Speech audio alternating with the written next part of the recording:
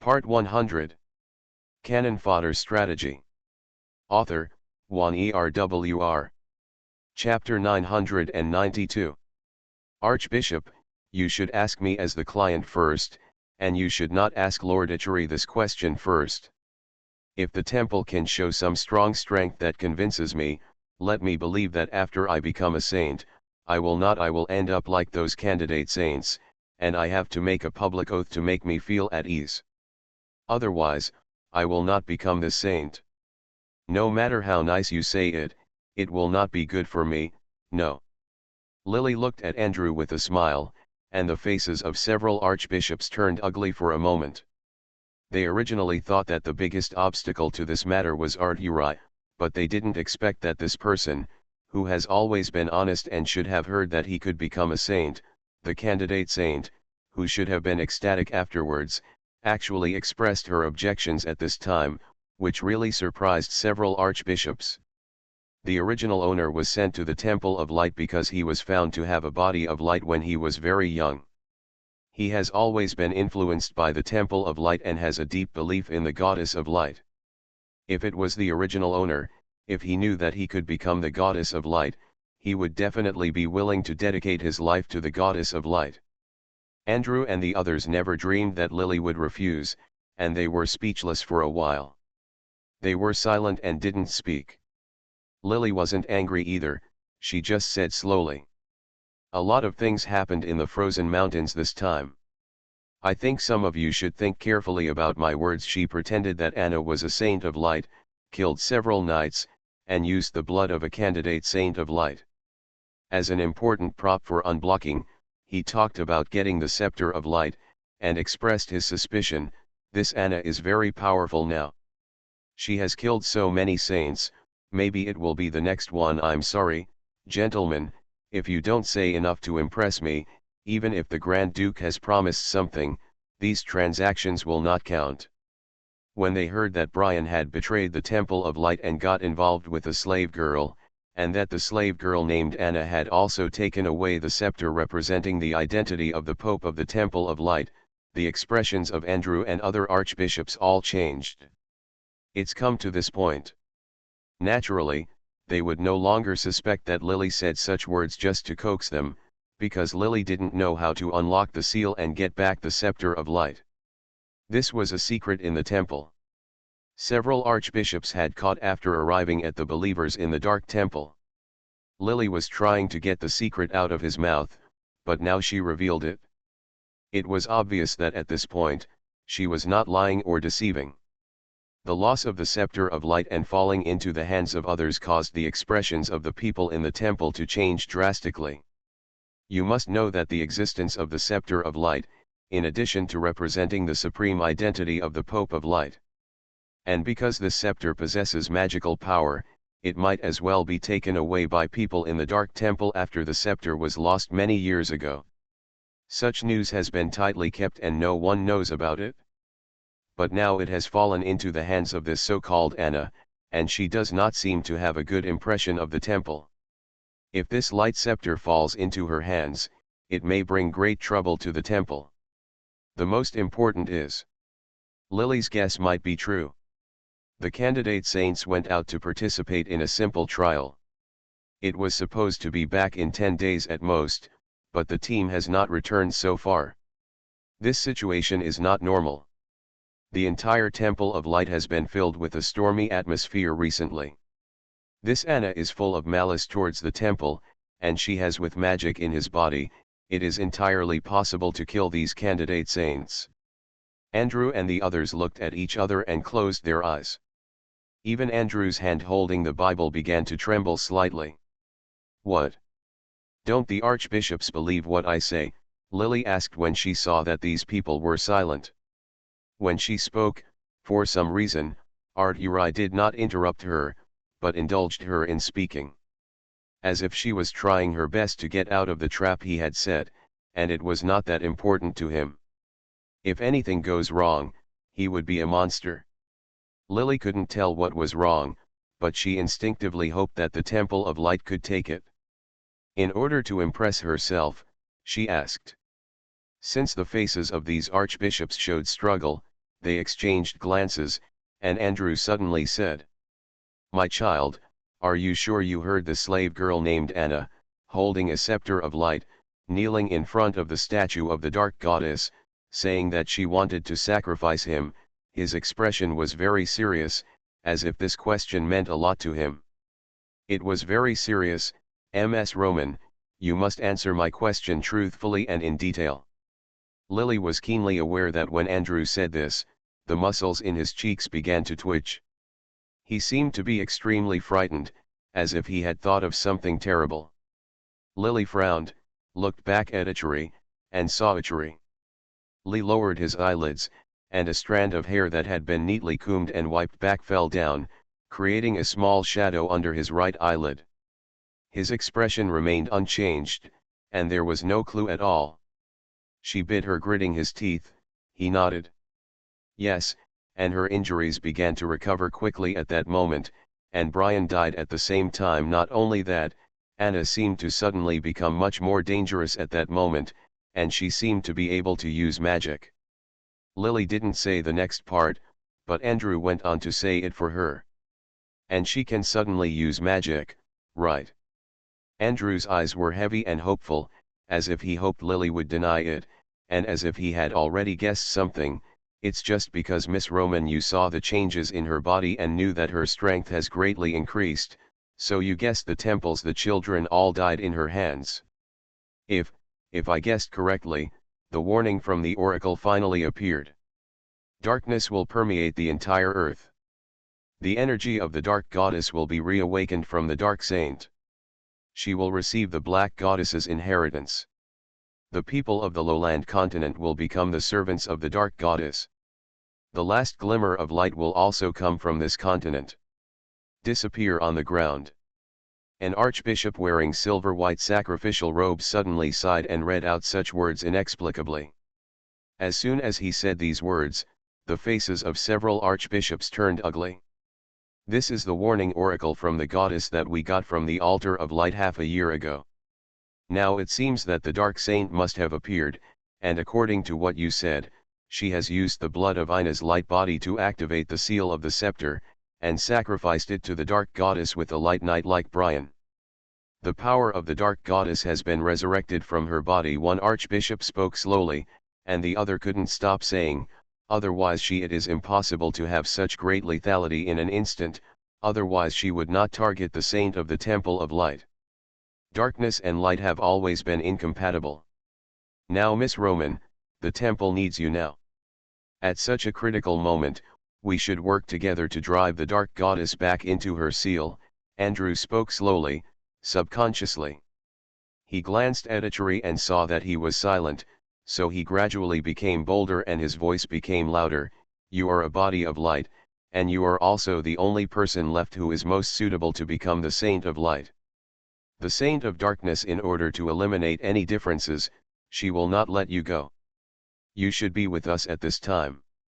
After Andrew finished speaking, when Lily didn't speak, he gritted his teeth. "We have a method that can give you divine power in a short period of time. Not only will your strength increase greatly, but you may also be able to restrain Anna's enemy. Are you willing?" After he finished speaking, several other archbishops in the temple remained silent. Obviously, Andrew's words were correct. The temple did have ways to improve her strength in a short period of time. Lily's heart suddenly pounded. In fact, she had no choice at all.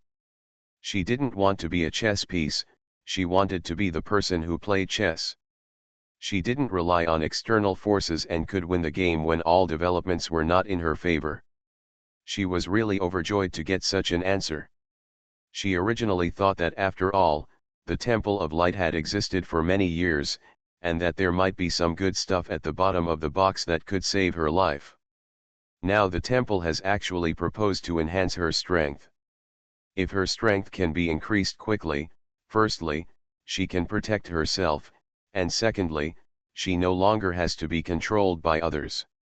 This is naturally the best. It's just that there is no free lunch in the world. Lily understands this truth better than anyone else. Therefore, even if her heart was beating, she didn't show it at all on her face.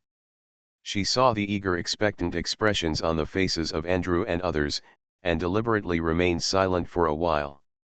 When Andrew and others were obviously losing their composure, he slowly asked. "I'm sorry, Your Excellency Archbishop, I can't agree to you easily. After all, you concealed too many things during our previous cooperation, including this time when he went to get the Scepter of Light, and many things." Andrew did not say anything. "Let's be honest, I can't trust you. I won't promise you anything until I see the proof and make me believe it." Her refusal made Andrew look embarrassed. He glanced at Achuri several times, as if hoping that he would leave voluntarily and stop interfering with the internal affairs of the temple, so that he could persuade Lily properly. But Achuri was still sitting there indifferently, as if he didn't see his eyes. Andrew really didn't dare to break up with Achuri in public when he had asked for help before. In the end, he could only sigh. "I have it. What if I tell you, my child, that we have a way to lend you the power of the Goddess of Light?" He slowly finished speaking, and a bright light gradually appeared in his eyes. "What if, we have a way to lend you the power of the Goddess of Light? What method can make you, like Anna, have the power of God in an instant? Then, my child, should you believe that I am extremely sincere in our cooperation this time. To be continued. If you like this work, you are welcome to come, /U003C. Cannon Fodder Strategy. Author, Juan ERWR. Chapter 993. When the temple has reached this point, it is absolutely impossible to play any tricks. This is not beneficial to us. If Anna really has the power of darkness, we are not her opponent. Believe me, I don't dare to use the power of the Temple of Light. In the future, there will be many light cultists who will come to make such a joke with you." Andrew's expression was serious as never before. "I told you before that we captured the cultists of the Dark Temple, do you remember?" What he said before sounded indeed reasonable. Lily heard his question and nodded. "You learned the whereabouts of the Scepter of Light from his mouth. Right now, that evil heretic is being held in a place in the Temple of Light, cleansing his sinful heart contaminated by darkness. He is still alive.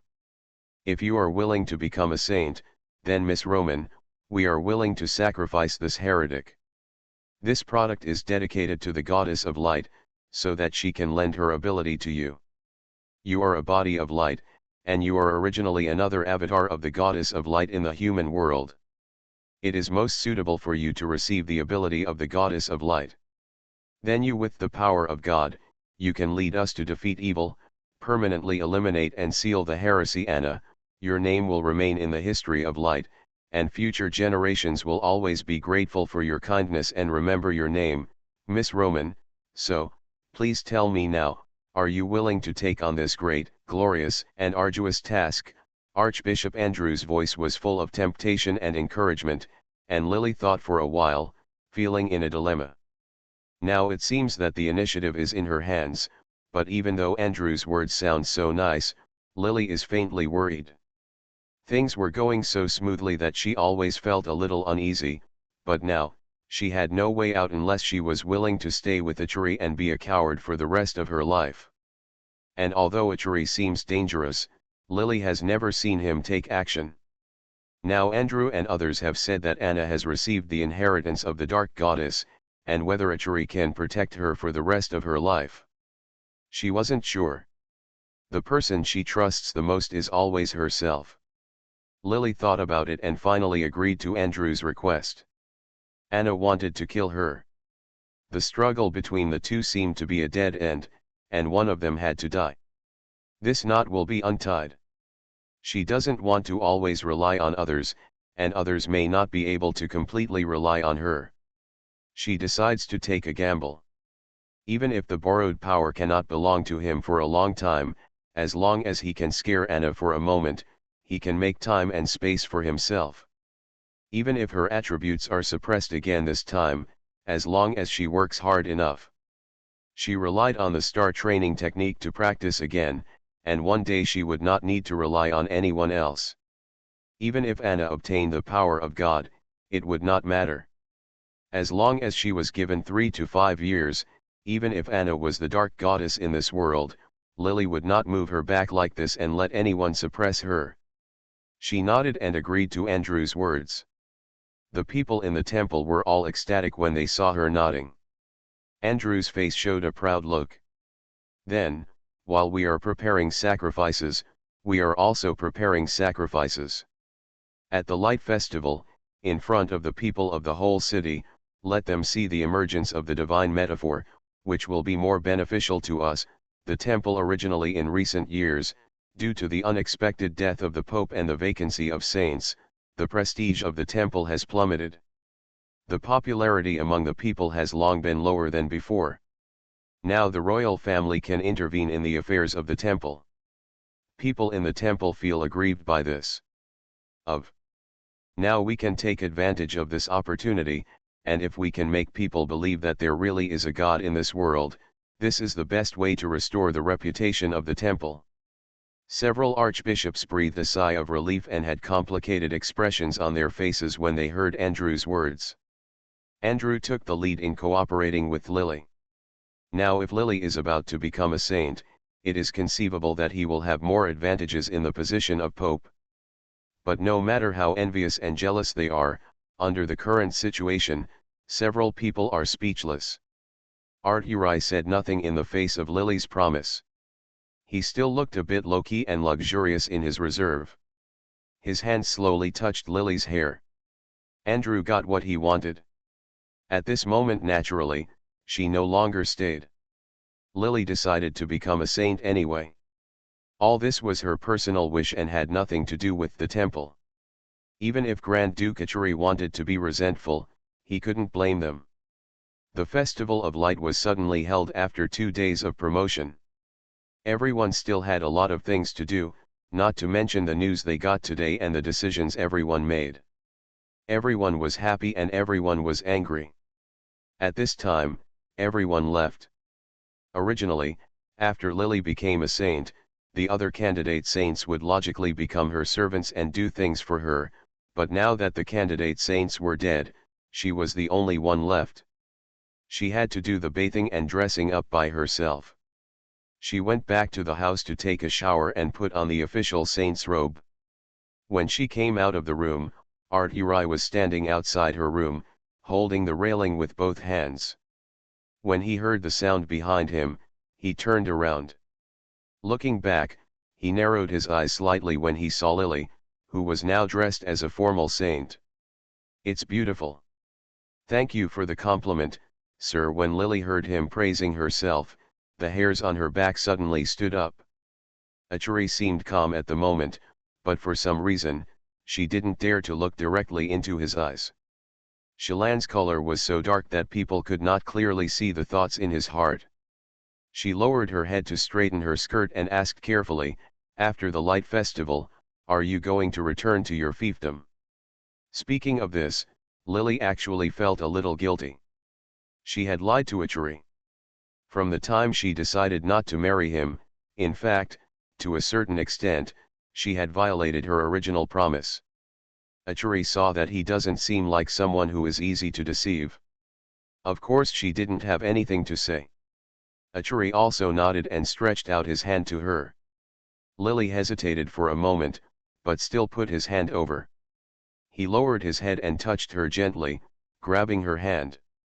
Stuffed into his arm. "Then, I will give you one last chance.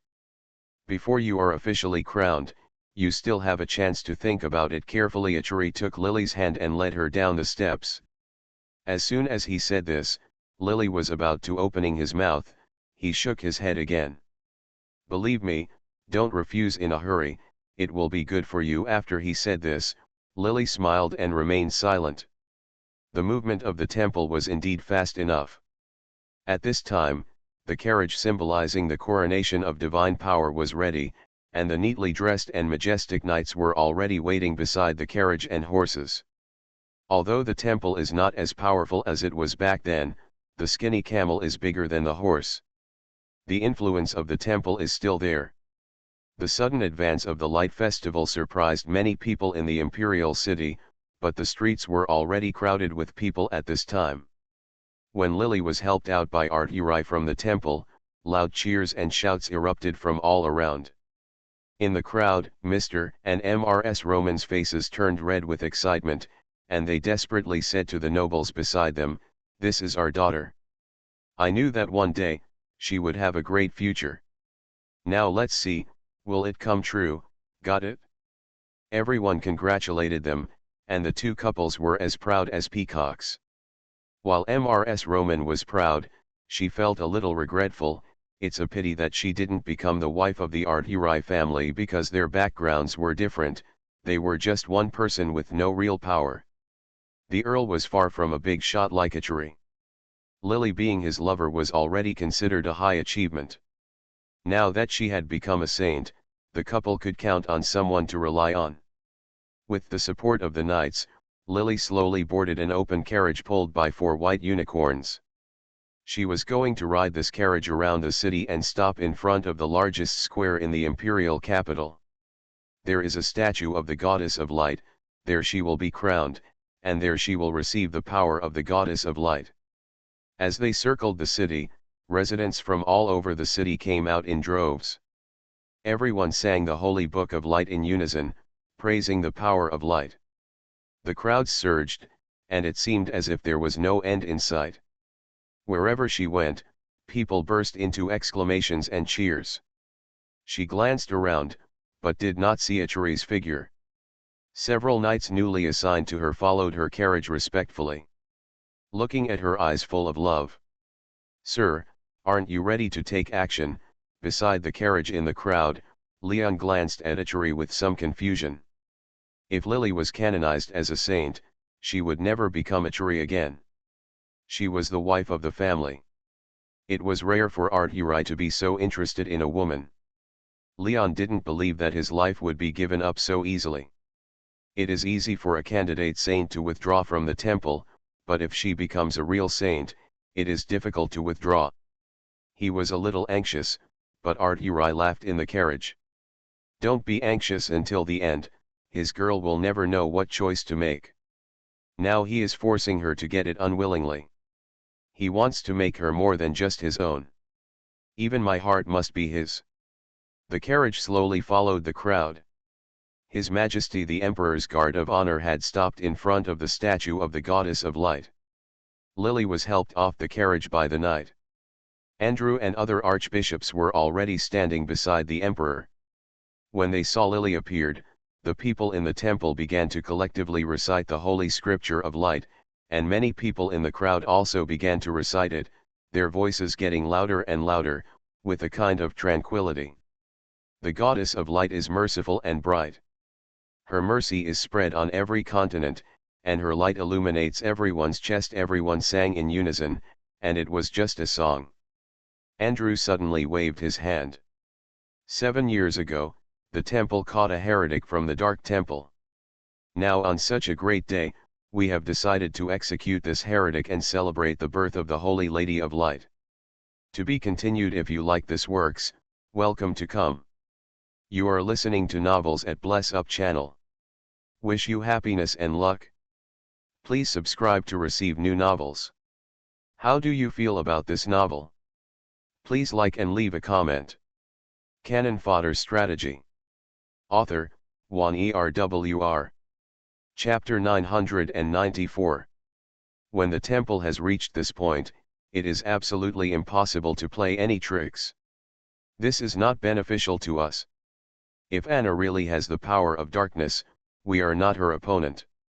Believe me, I don't dare to use the power of the Temple of Light. In the future, there will be many light cultists who will come to make such a joke with you. Andrew's expression was serious as never before. "I told you before that we captured the cultists of the Dark Temple, do you remember?" What he said before sounded indeed reasonable. Lily heard his question and nodded. "You learned the whereabouts of the Scepter of Light from his mouth." Arturi's carriage stopped aside. The Emperor sitting under the statue of the goddess frowned, stood up, lowered his head and gave a few instructions to the guards beside him, and ask someone to lead Ichiri's carriage to him. Beside, he had already discussed today's matter with the people in the temple, and could not allow any mistakes to be made. He had heard a little bit about Arturi and the young lady from the Roman family, and he could not let Arturi ruin today's matter. Festival. Andrew stood next to Lily, and the angry crowd around him cursed the poor man kneeling in front of the statue of the goddess. His eyes solemnly said, "Miss Roman, you must read after me word for word.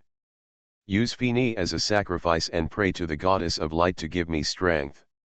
Lily opened her mouth, and as she spoke, a large amount of bright light suddenly erupted from the statue of the goddess of light.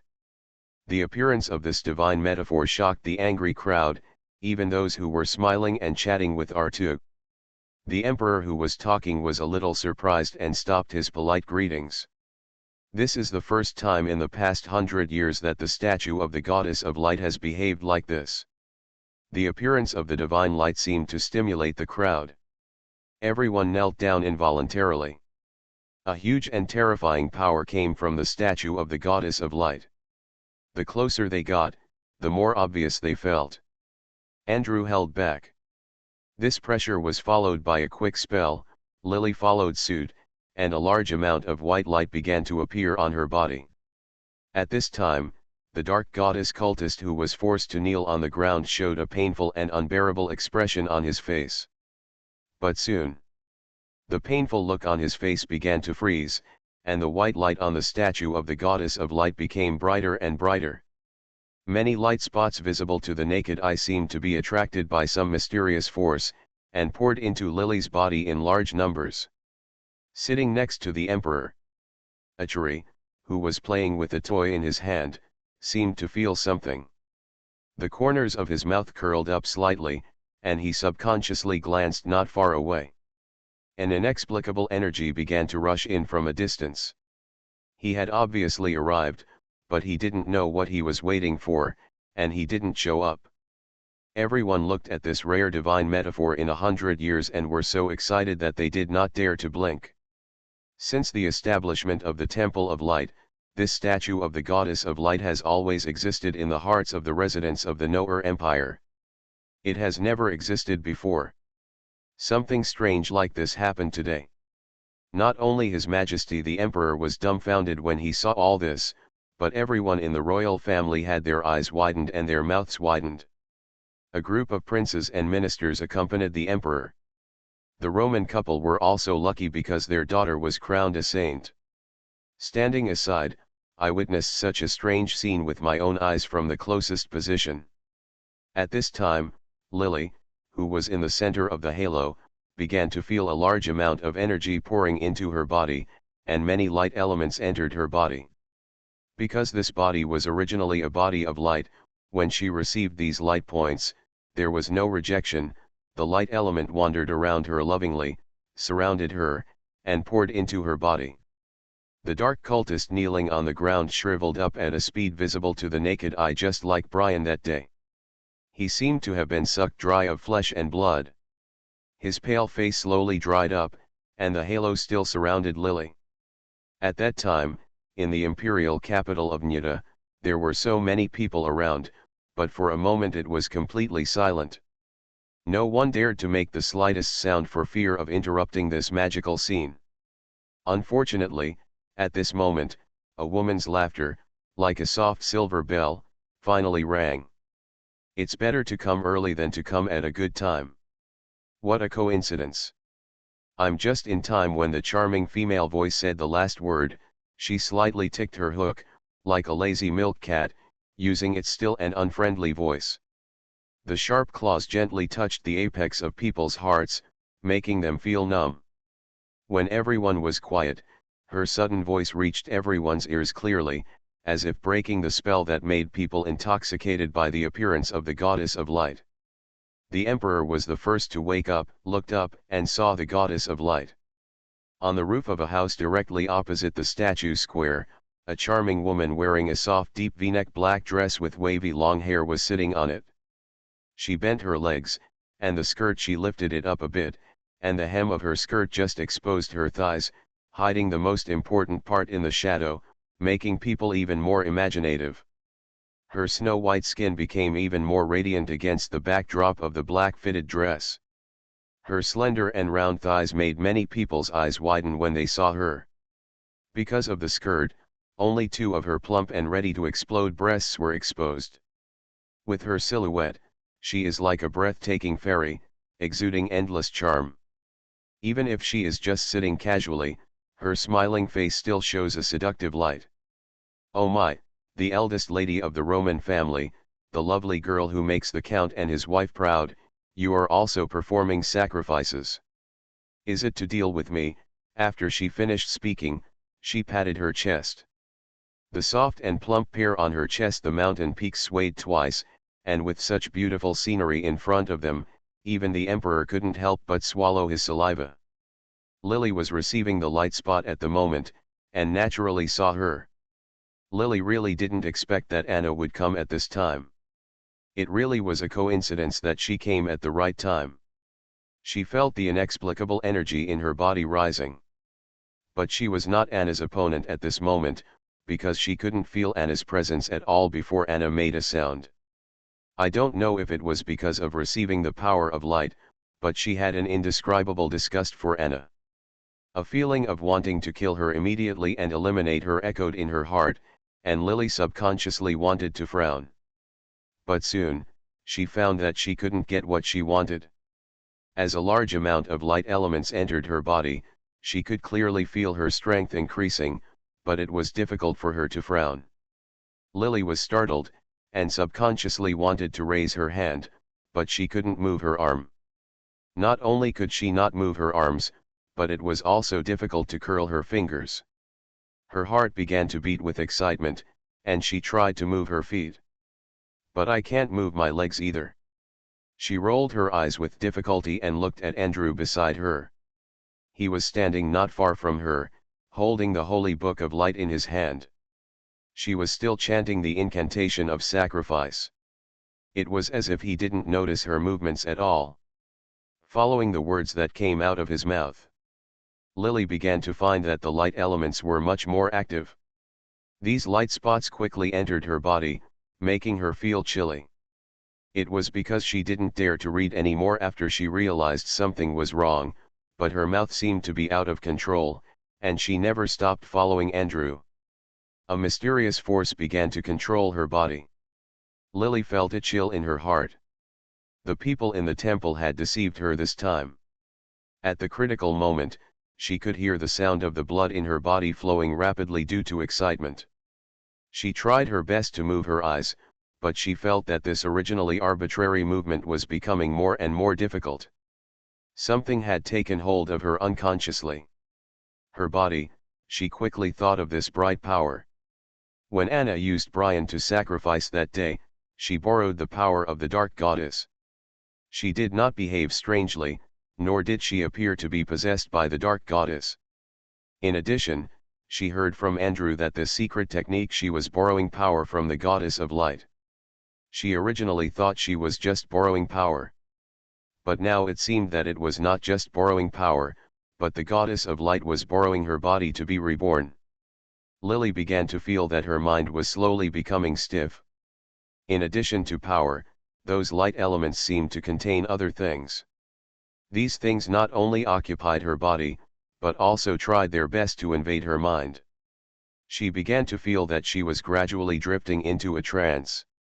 She couldn't do anything like clenching her teeth.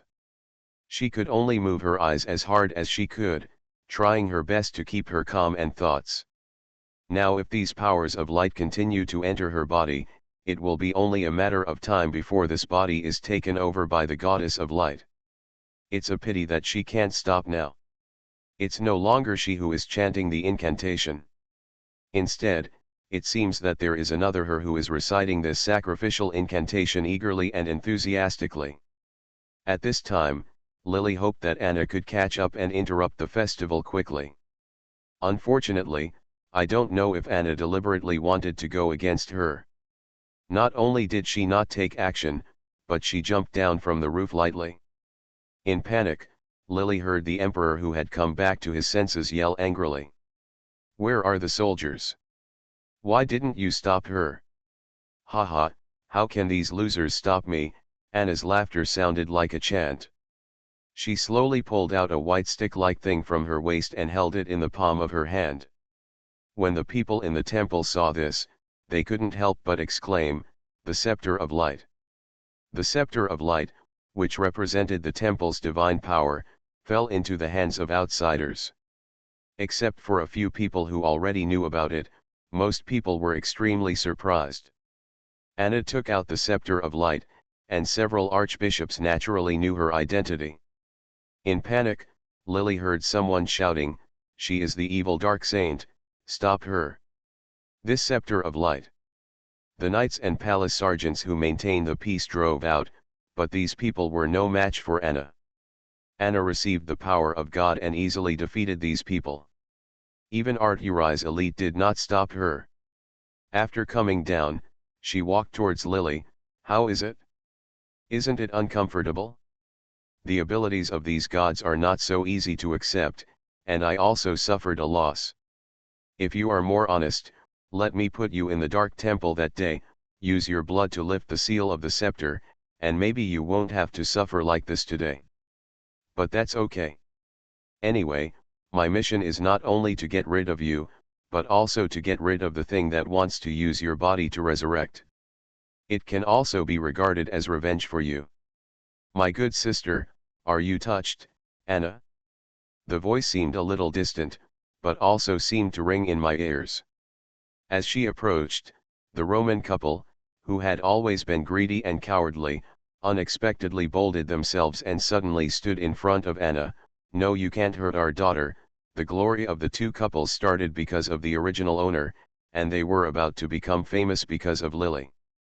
At such a critical moment, the emergence of the divine metaphor, and the remaining feeling of licking the calf in their bones, made the Roman couple firmly stand in the way. In front of Lily. "Can't you hurt your daughter?" When Anna heard this, it was as if she had heard the funniest thing in the world. She suddenly raised her head and laughed loudly. "Your daughter? You should. Not only do you have such a daughter," her voice was sharp and high, which made everyone's ears hurt, "a pair of twins. Because of your ignorance and ignorance. The eldest daughter was raised like a treasure in the palm of your hand, and the second daughter was just born. Soon, he was abandoned and raised as a slave. You stupid couple. I'm afraid you have long forgotten the daughter you abandoned, right?" Lily heard this. Sure enough, his suspicions were confirmed. This time the mission belonged to Anna, and now she was almost at the end of the plot. Success or failure, gain or loss, are all in this moment. Her eyes were already a little blurry at this time. In the blur, a tall figure seemed to stand up and enter her eyes. Faintly, she seemed to smell Achuri's breath at the end of her nose, and this breath was breathed into her body. When she was in the middle, a light flashed in Lily's mind, and she suddenly remembered something. She tried hard to maintain a clear mind.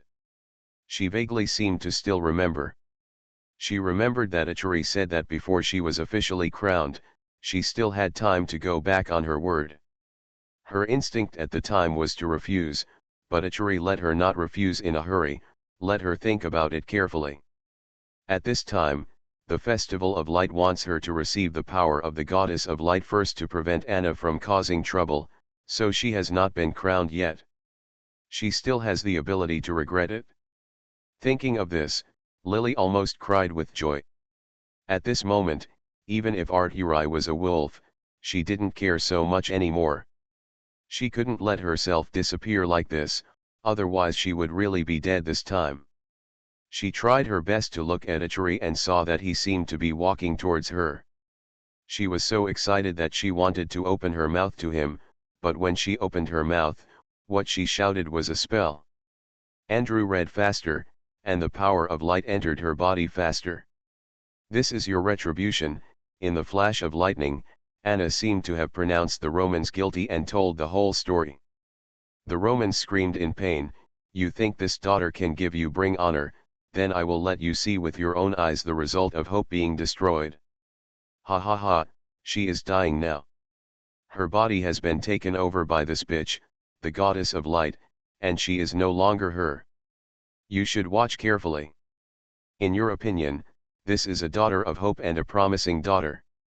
Died in front of you, and the reputation of the Roman family was ruined. This is the punishment and consequence for abandoning your little daughter. Grand Ducatory, you should stay away, Anna's cold voice sounded, and the scepter in her hand emitted a large amount of black light. She raised her hand towards Lily, and the black light in her hand quickly gathered into a sharp blade was aimed at Lily's forehead. She curled her lips and said, "Everything is going to end. I'll kill you. Kill you before the goddess of light has completed the last step of possessing her. This time my mission is completed. Goodbye, lovely girl, this is just your sister, she deserves it." Before she released the black light blade in her hand, Achuri's calm voice rang out. God said, "Let there be light." Everyone was in extreme panic. When they heard what he said, before they had time to react, big bright spots began to appear around them. Anna let out a tragic scream, and the dark shadow in her hand was formed by the power of dark shadows. The blade, unable to hide in front of the light spot, suddenly disappeared into nothing. "What's going on?" she shouted angrily, and another coquettish voice began to scream, "No, no." Imprisonment Arturi seemed to turn a deaf ear to her screams. He muttered two more words in his mouth, an invisible cage that seemed to contain Anna, and her body drifted involuntarily. Under the light spot, she seemed like a fish thrown out of water on the shore. She struggled desperately, but the faster she struggled, the more uncomfortable she seemed. Ah, the great prophecy curse, the great prophecy curse, impossible, impossible, how could a mortal, a stupid mortal, use the great prophecy curse? The exclamation from Anna's mouth was obviously no longer hers. There was a loud sound, and she screamed, hitting something, Father God, save me.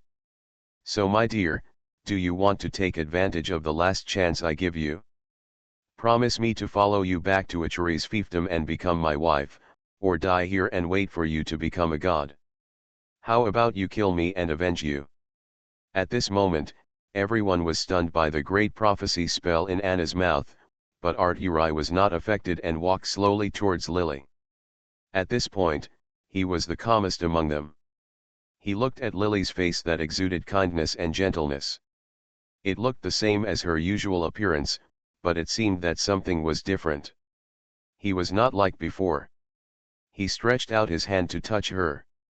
"If you agree, then you will belong to me for the rest of my life. I will never let you go if I can't escape." He smiled, his blue eyes narrowed, and his delicate face still had a hint of aura. He said with an indifference that could reject people thousands of miles away, "If you are willing, you can look at me and accept my engagement gift. If you are not willing..." He curled up the corners of his mouth, and a murderous intent flashed in his eyes. Lily didn't want to die at this time. She didn't want to die in such a useless way, even if Achuri was actually dangerous. She was desperate now, Arturi was her only choice. She tried her best to widen her eyes and look in the direction of his voice, but unfortunately she didn't know if she was right. Her eyes seemed to be almost blurry, and there was only a mist of light in front of her. In her daze, she felt something cold being stuffed into her hand, and her body subconsciously wanted to throw it away. This was not her original action. Achuri seemed to understand her thoughts and reached out to hold her palm tightly. She was forced to hold the thing. Ah! Lily heard a cry of pain coming from her own mouth. The ball of light that had quickly poured into her body and kept wandering around her body seemed to be suppressed all of a sudden with the introduction of this thing. She let out a struggling cry, just like Anna, who was illuminated by the light before. But with these painful cries, she began to find that the halo quickly withdrew from her body and from the palm of her hand. It surged out, and finally seemed to be absorbed by the hard and cold thing she held in her hand. As the light element left, Lily began to feel her body becoming more and more relaxed. Her originally confused eyes began to see Ichiri's figure again. He was staring at her closely. She was able to move. She could move her fingers, and her body seemed to be under her control again. Lily was a little excited, and she wanted to open her mouth to speak, but as her eyes became clearer, Arturi laughed, reached out to lift her chin, lowered his head and kissed her. Instinctively, Lily reached out and put her hand on his arm. She could really move, the power controlling her was gone.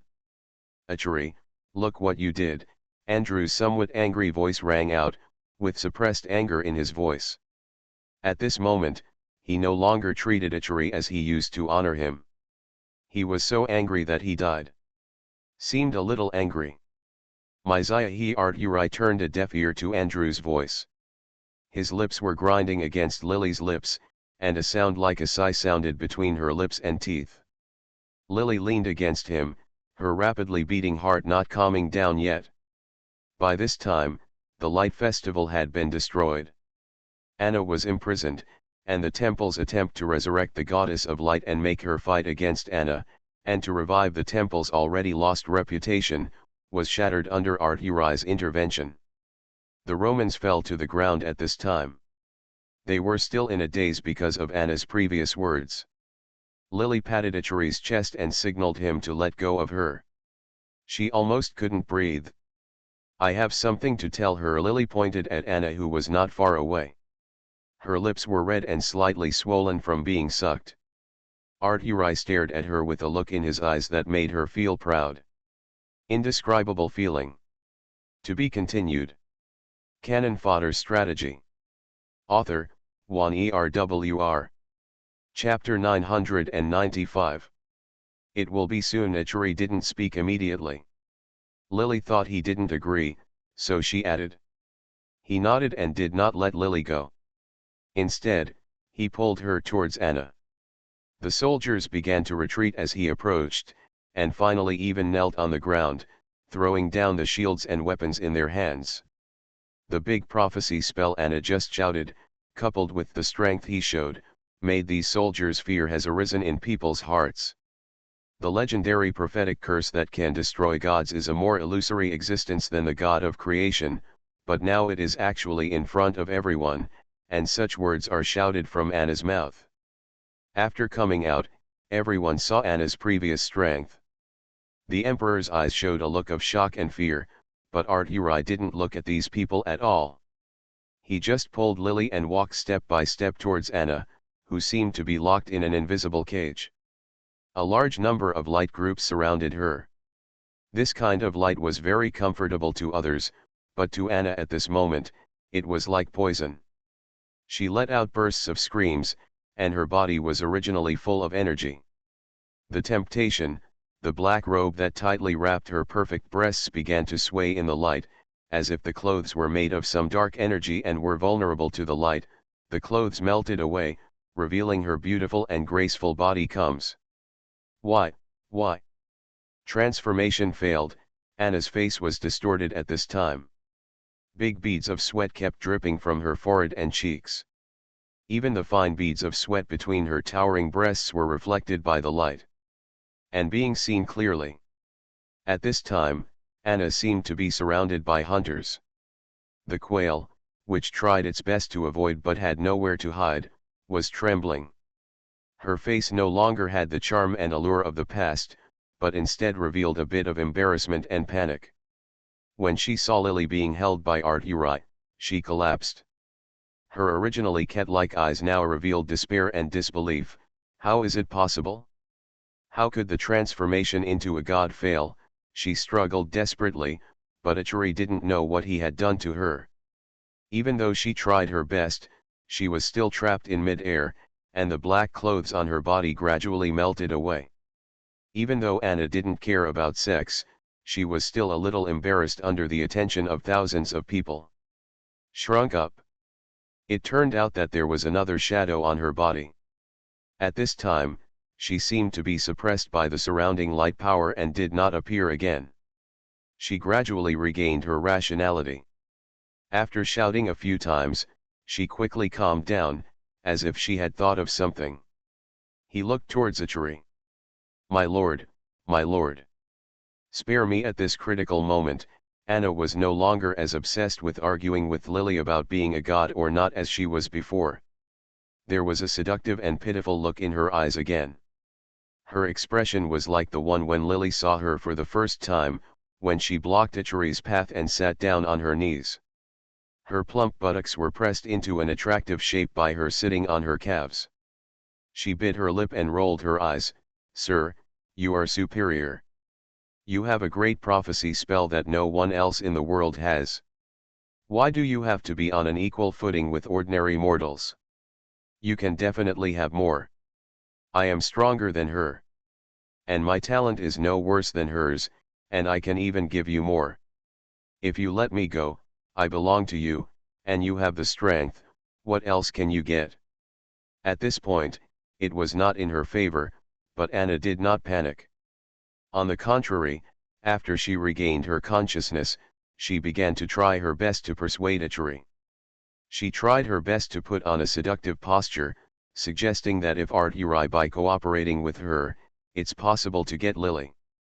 She hinted that Ichiri didn't even have to kill himself for Lily, a powerful object that could help him and bring him more physical pleasure. Just as Lily was about to speak, Ichiri held her tightly, his palms clasped tightly with her fingertips. Anna's words were tempting enough, but he still had that unmoved look. The smell on your body makes me feel very uncomfortable. When he said this, he did not show any disgust, but just because he said such words with an expressionless face, it shocked people even more. When Anna tried her best to meet him for the first time, Ichiri said the same thing. He said that the smell on his body made him feel uncomfortable, but there was obviously no smell on his body. What he said to a woman to say that is tantamount to extreme humiliation. Anna was resentful in her heart, but she was still controlled by Ichiri at this moment. Even if she wanted to kill him and make him regret being so rude to her, she still just gritted her teeth in the end. I will let you enjoy extreme pleasure, and I will let you understand that there is another kind of happiness in this world. You can get me, not only my body, but also my strength. I will give you can use her, I can train her for you. The smell on your body makes me feel very uncomfortable. Before Anna could finish her words, Ichiri repeated what he said again. This time, his tone was a little heavier, with an impatient look on his face. Come on, Anna gritted her teeth and pretended not to hear what he said. I can even give you the scepter of light in my hand as my sincerity, as long as you are willing to let me go. As soon as she finished speaking, everyone heard her words clearly. Although they had already guessed that the scepter in Anna's hand was the scepter of light, most people did not dare to be sure of this. At this time, listening to her after he admitted it, gasps came from the crowd, and anxious looks appeared on the faces of the people in the temple. The scepter of light was originally a sacred object belonging to the Temple of Light. It was supposed to be passed down from generation to generation in the hands of the Pope. Unfortunately, it has not only fallen into the hands of outsiders, it has fallen into the hands of the Dark Saint. It is already an extreme shame. Now Anna actually uses it in exchange, it will be handed over to Ichiri. The people in the temple couldn't help it, but Ichiri's strength was there. Even if they had objections, they would definitely not dare to stand up and resist at this moment. When Ichiri heard Anna's words, he finally couldn't help but smile. He raised his eyebrows with a sarcastic expression. His expression was always calm, but now he looked like this. There is also a bit of evil and awe-inspiring feeling, which does not conflict with his original light temperament, but is like a drop of thick ink dripping into the landscape. Give it to me? Madam, I think you don't understand. If I want it, it belongs to me. Do you need to give it to me? Anna was imprisoned in the space cage by him. She should give it or not. The scepter is indirectly in his hand. The only difference is whether he wants it or not. It's not whether Anna wants to give it to him, but whether he wants to receive it. Madam, you should be grateful to my wife. If she hadn't wanted to talk to you, in fact, I don't want to see you now. The smell on your body makes me feel uncomfortable. He said such insulting words again. Anna's face was livid, but she had to lower her head now that she was under the eaves. She gritted her teeth, tightly grasped the scepter of light, and cast a sinister gaze on Lily again. After a long while, Anna suddenly spoke. Do you know? We were supposed to have the same blood. We were supposed to be the closest people in the world. We were supposed to be sisters. But just because you were born a few minutes earlier, in order to save your life, the Romans abandoned you. Kill me. She was also smart. Seeing that she couldn't win over Achuri, she wanted to start making plans for Lily. She wanted to arouse Lily's sympathy and then let herself go. I grew up among slaves. Obviously I should be a noble, but just because of those damn few minutes, whenever you were learning the piano elegantly, when I was painting, growing up carefree and pampered by my parents, do you know what kind of life I lived?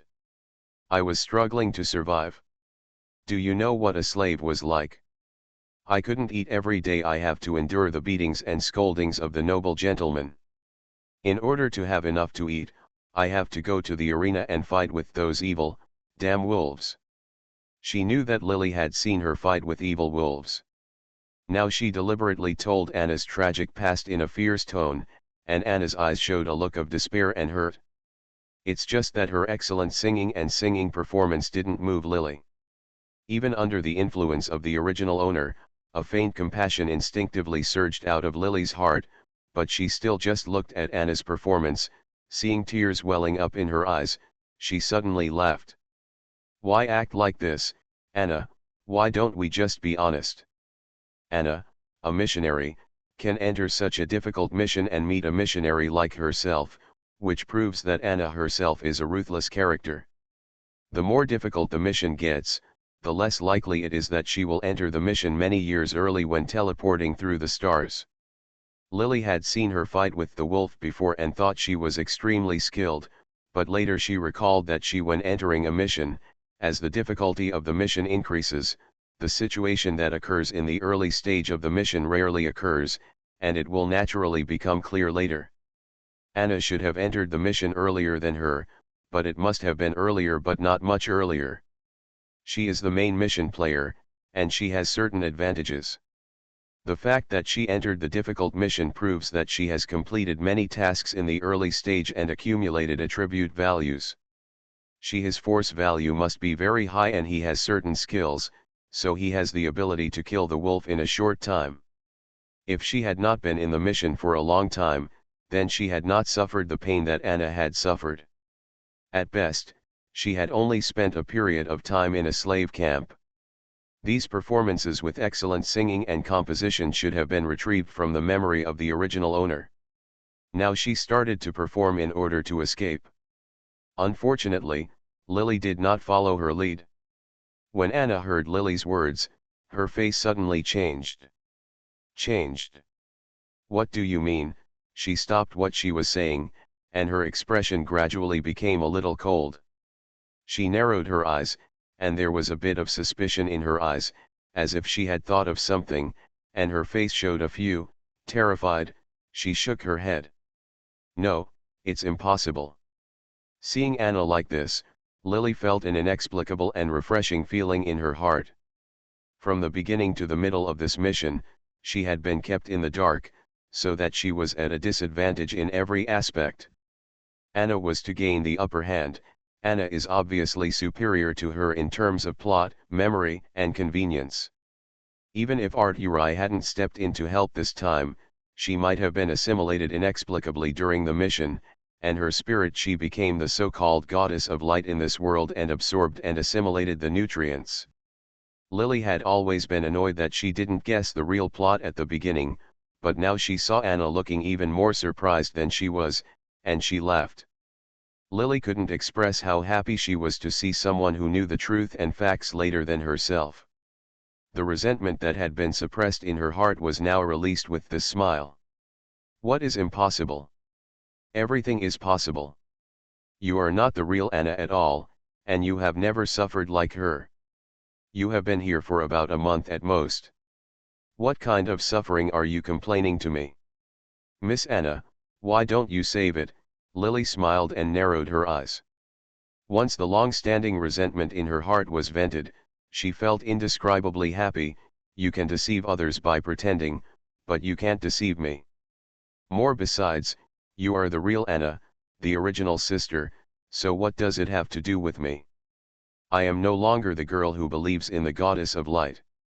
What she said was plausible.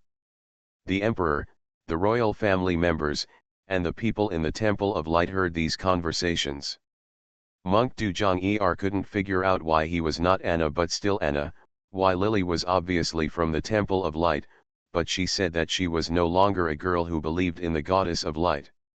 Andrew and others looked puzzled. Uri narrowed his eyes, but Anna felt like she had been hit hard. Staring at Lily, dumbfounded.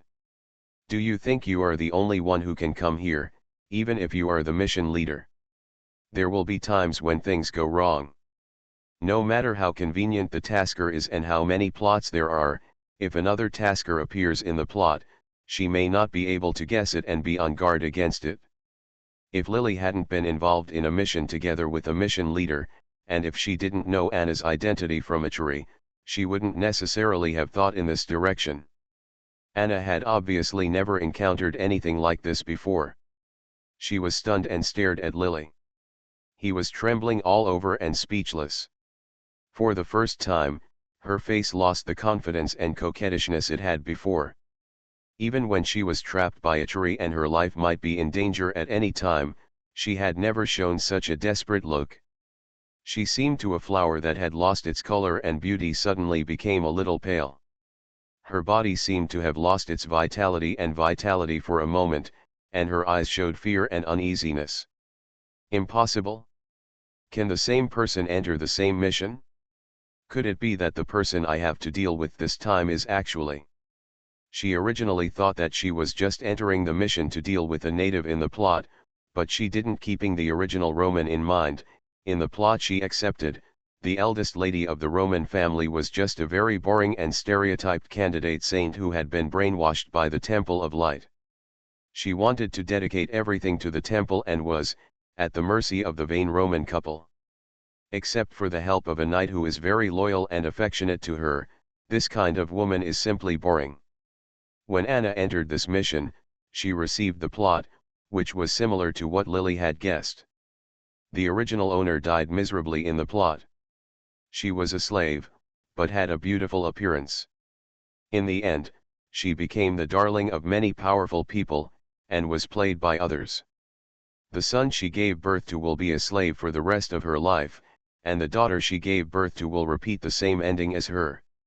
She originally accepted it, but suddenly one day, people from the Dark Temple found her and said that she had dark power in her body, and said that she should not have been. She was a slave instead of a noble, and her whole body collapsed. Anna joined the Temple of Darkness, but was ultimately tried and burned at the stake for being exposed. She saw the eldest daughter of the Roman family standing among the people in the Temple of Light, staying with Brian. They are two sisters, but have such completely different endings. She is unwilling, she is angry, she is jealous. After Anna enters the mission, she has two wishes. One is to join the Dark Temple and gain the power of darkness to prove that she is no worse than the eldest lady of the Roman family. Although the eldest lady of the Roman family has entered the Holy Temple, but she is just a candidate saint, not a real saint, and she is not qualified to become a real saint. If Anna can become a saint of the Dark Temple, then she can surpass the Roman family. Above the eldest lady, secondly, it is also because Anna died at the hands of the Temple of Light in the plot. She hated the Temple of Light and wanted to become a saint, possess the endless power of the Dark Goddess, destroy the Temple of Light, and avenge the original owner. Because Anna in the plot has joined the Dark Temple, she is well aware of some secrets in the Dark Temple, including the whereabouts of the Scepter of Light, and how to obtain the power of the Dark Goddess. It is just because she is too powerful in the plot. Being humble, he couldn't catch people to sacrifice, so he failed in the end. The second wish, in addition to killing the eldest daughter of the Roman family, making them confess their crimes in front of the Romans and his wife, making them suffer, and letting them watch their hopes being destroyed before their eyes, is to seduce her. Arturi. In the plot, the Grand Duke of Arturi once appeared and had a date with the eldest daughter of the Roman family. However, it was such a sole date. Nothing happened between the two of them, as if they were dating the eldest daughter of the Roman family. After passing through a layer of gold, her status in the temple and the imperial capital was much higher. The Roman couple were even proud of it. Anna's wish was to make Arturi fall madly in love with her. She wanted to proving to everyone that her twin sister was only dating Arturi, but she did everything with Arturi, and Arturi fell madly in love with her. So when Anna entered the mission, she first seduced Brian in order to push the eldest daughter of the Roman family to a point of desperation. She was not a lowly slave like Anna originally. She was confident that she could make Brian fall for her. And her sacrifice required the dedication of one person, so she chose Brian. First, she wanted to take away the beloved person of the eldest daughter of the Roman family and make her suffer. Finally, she killed Brian and made her sad. Originally, Anna hoped to put Lily in the Dark Temple and use her blood to unlock the Scepter of Light. Unfortunately, everything came to nothing because of Arturi's intervention. Originally, Anna thought that with her own ability, it would not be difficult to charm Arturi and make him fall head over heels for her. Unfortunately, Arturi, the high-ranking duke in the plot, did not like her at all.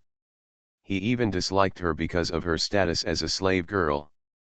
Anna once believed that as long as he touched her, with her charming body and various methods, he would definitely fall in love with her. Isn't that how Brian loved her? But it was of no use. Arturi didn't want to touch her, even if she was drugged, but in the end the arrogant Grand Duke almost beat her to death and took advantage of Lily. If she hadn't held on for a breath and asked Brian to take her away, and because Brian, a fool, couldn't bear to completely kill the two candidate saints in the Temple of Light, he had given her a chance to get the light scepter, and finally sacrificed him and obtained the power of the Dark Goddess. She was probably dead long before the Dark Temple that day. Why? Why? Anna was going crazy. She sacrificed that day, but something went wrong. She obviously borrowed the power of the Dark Goddess. She even held the light scepter in her hand that suppressed the Dark Goddess's power, but she, in addition to the power of the Dark Goddess, she also got the Dark Goddess. If she hadn't had a staff in her hand, and her mental power was extremely strong, she might have been swallowed up by the so-called Dark Goddess in this world. In the end, she was even influenced by the Goddess of Darkness. When Lily was performing the ritual of becoming a god, she deliberately did not interrupt her in order to kill Lily and the Goddess of Light trapped in her body. This mission brought her so many unfavorable situations. Even she was already worried about the possibility of gradually melting with this Dark Goddess after completing this mission. How could she leave? But now Anna discovered that this returning to the mission is much more difficult than I imagined. Do you know how difficult it was for me to survive? I once became a prostitute, and I survived the pain. I can't die here, I can't die here, she stared at Lily with her eyes wide open. Now that we have figured out the identities of the two of us, you should also know how difficult it has been for us to reach this point. Considering that we are also peers, otherwise everyone would be counted as one this time. Now, how about I don't cause trouble for you and you don't cause trouble for me? We all have nothing to do with each other. She seemed to make such a suggestion calmly.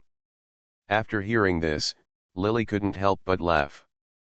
To be continued. If you like this work, you are welcome to come. Cannon Fodder Strategy. Author, Juan ERWR. Chapter 996. Anna thought she was a fool. This time, her mission was unclear. At first, Lily thought that as long as she could escape Anna's pursuit and let her plot collapse, it would be considered complete. But now, after discovering Anna's purpose, she suddenly don't think so anymore. This mission must require one of them to die. Either she dies and Anna's mission is completed, or Anna dies and her mission is completed. How can everyone live in peace? Anna was treating her like a fool, and now he wanted to use this excuse to deceive her and treat her like a fool. It was really inappropriate. Do you think I'm stupid? Your mission should be to kill me. Let me let you out now, and then kill me when you have the ability. Lily laughed, and then said, it's not easy for you to survive. I didn't get to where I am so easily. Do you think it's interesting for me to be able to enter such a mission? Although Anna's journey is not easy now, Lily's journey now is not any easier than hers. She has suffered so much and there is no way she will fall down at this moment. If one of them is going to die, then she will not do it at all. Hesitantly choose Anna. When you plotted against me in the Dark Temple, you should have died. Lily glanced at Art-Uri. She tentatively wanted to touch Anna's body, but there seemed to be a transparent barrier outside her body. She stretched out her hand to touch Anna, but she didn't touch Anna. Instead, it seemed like she was being touched by something. Something is blocked out. As if Art-Uri understood her thoughts, he opened his palms, and a large number of water elements around him began to gather in his palms. It rolled around, and soon a lot of cold air began to emerge from his palm. The water molecules began to break into solid ice and turned into the shape of a sharp blade. Lily thanked him and reached out to pick up the knife. Before she could move her hand away, Art-Uri suddenly held her hand tightly. His palms were a little cold because the ice elements had just gathered. He grabbed Lily's hand, held the ice blade, and thrust it towards Anna, who was trapped in the cage. Ah! Anna was shocked, but now she was trapped and guarded, with nowhere to dodge, even if she tried her best to avoid it. But she had nowhere to hide. Lily's indestructible cage was useless in front of Uri. Driven by his strength, the ice blade easily entered the formation. For some reason, Uri suddenly let go. He seemed to understand something. Lily grasped the ice blade tightly, her strength not diminishing. The transparent weapon with the cold light penetrated Anna's fragile throat. She could no longer scream, but a large amount of dark elements came out of her body, as if she wanted to fight a trapped beast, but unfortunately she could not escape at all. Don't open this cage, said by Uri with the great prophecy curse. Warm blood sprayed onto Lily's hand, and Anna's eyes widened with resentment in them. Unwilling to give up, Lily whispered to her, my mission is to kill you, then it will be considered complete if Anna does not die, the so-called peace, then the mission of the last two people will fail, and Anna will still be with Brian from the front falling in love together, and then mercilessly sacrificing him the next second. You can see that this person is definitely not weak in character. She will do whatever it takes to survive. In order to complete the task, there is no way she will let herself live. Lily had the same idea as her, so now she could only blame Anna for her bad luck. Anna died unwillingly in front of her. None of the missionaries who have reached this point are simple. If it weren't for Art-Uri, this Lily mission could almost be said to have failed. Under the personal escort of the Emperor, Lily was carried by Art-Uri into his carriage. In fact, when the mission was completed, she originally wanted to slip back to the starry sky, but Art-Uri didn't know what he had done. Lily suddenly found that she had no choice. Being able to do things that hurt himself, Art-Uri seemed to have realized something a long time ago. Lily remembered her previous doubts about the similarities between him and Li Yangzi. After thinking about it, since there was no way to go back for the time being, she decided to follow Art-Uri back to the fiefdom to find out more. The people from the temple also came to see him off. Andrew has now become the new pope. The oracle appeared in the temple that day.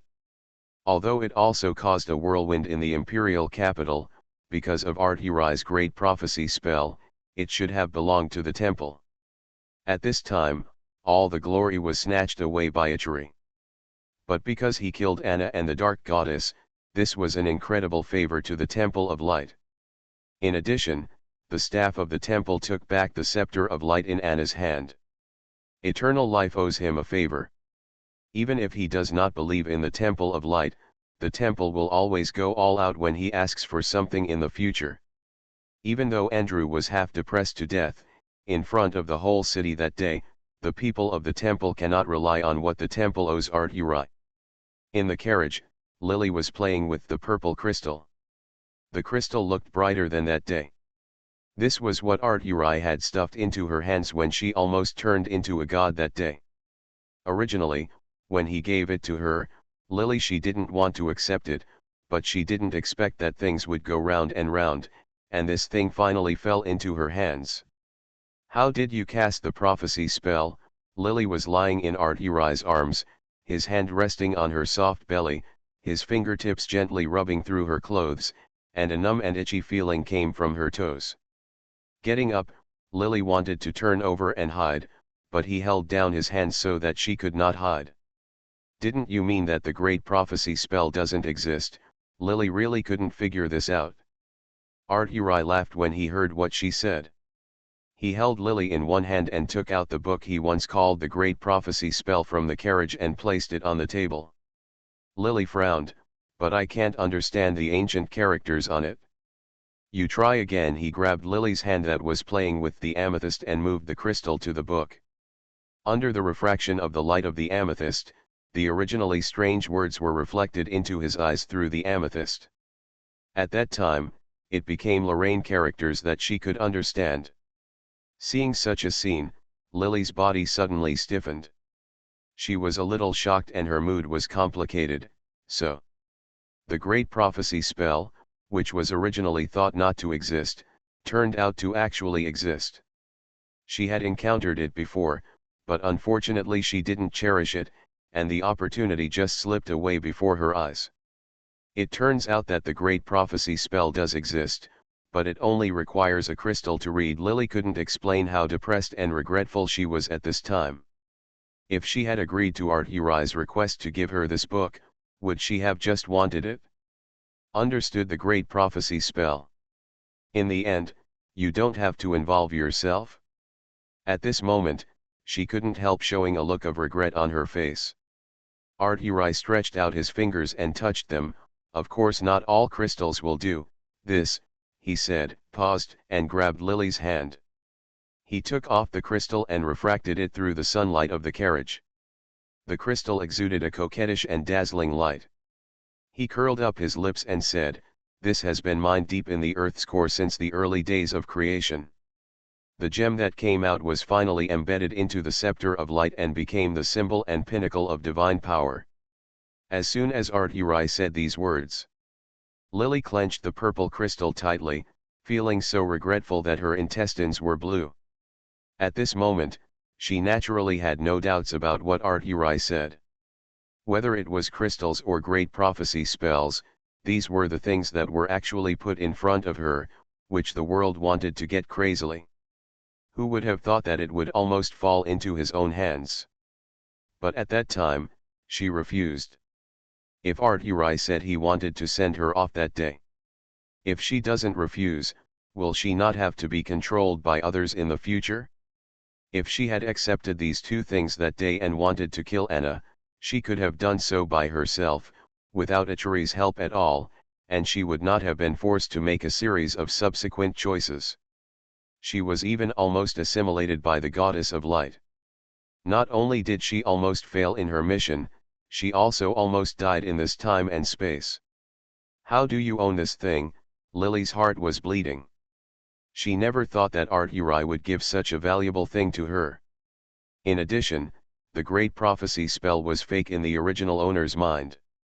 Preconceived notions influenced her and caused her to miss these opportunities. Art-Uri responded to Lily's questions. I went to the Dark Temple many years ago. Unfortunately, the scepter must have the blood of the Saint of Light to unseal it. But it was useless for me to hold the scepter anyway, so I broke off the gems on it. No wonder something didn't look right when Anna held the scepter of light later. Every time Lily saw the scepter that looked like a stick, she actually doubted whether Anna had held the scepter by mistake, but that thing there was no way to unblock it and it was impossible to get it. She didn't expect that Achuri would be so fierce and domineering, destroying the scepter of light and taking off the gems on it. She was a little speechless, but Arturai said slowly, because she didn't have any gems, that lady almost had her body taken over when she borrowed the power of darkness.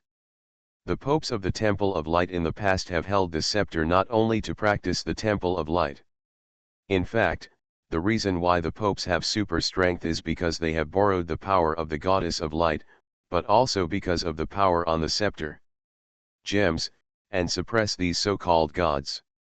So Anna used her strength to attract the goddess of darkness. Lily's so-called sacrifice almost resulted in the goddess of light taking over her body. Thanks to the sacrifice in the temple, the thing was drawn away from the statue and entered your body. Now, the so-called goddess of light is here. Achuri looked at the gem that Lily pinched and laughed softly. Seeing his smile, Lily couldn't help but ask, the goddess of light is already here, so in the imperial capital. It doesn't matter if no one touches it. If something touches the statue, of course it will be the same as the goddess statue we saw in the Dark Temple. When Arturai talked about the Dark Temple, his tone was somewhat meaningful. Lily, without looking at him, he felt a little gloating in his heart. Andrew was so calculating, but he never expected that this time he would fall to the iron plate.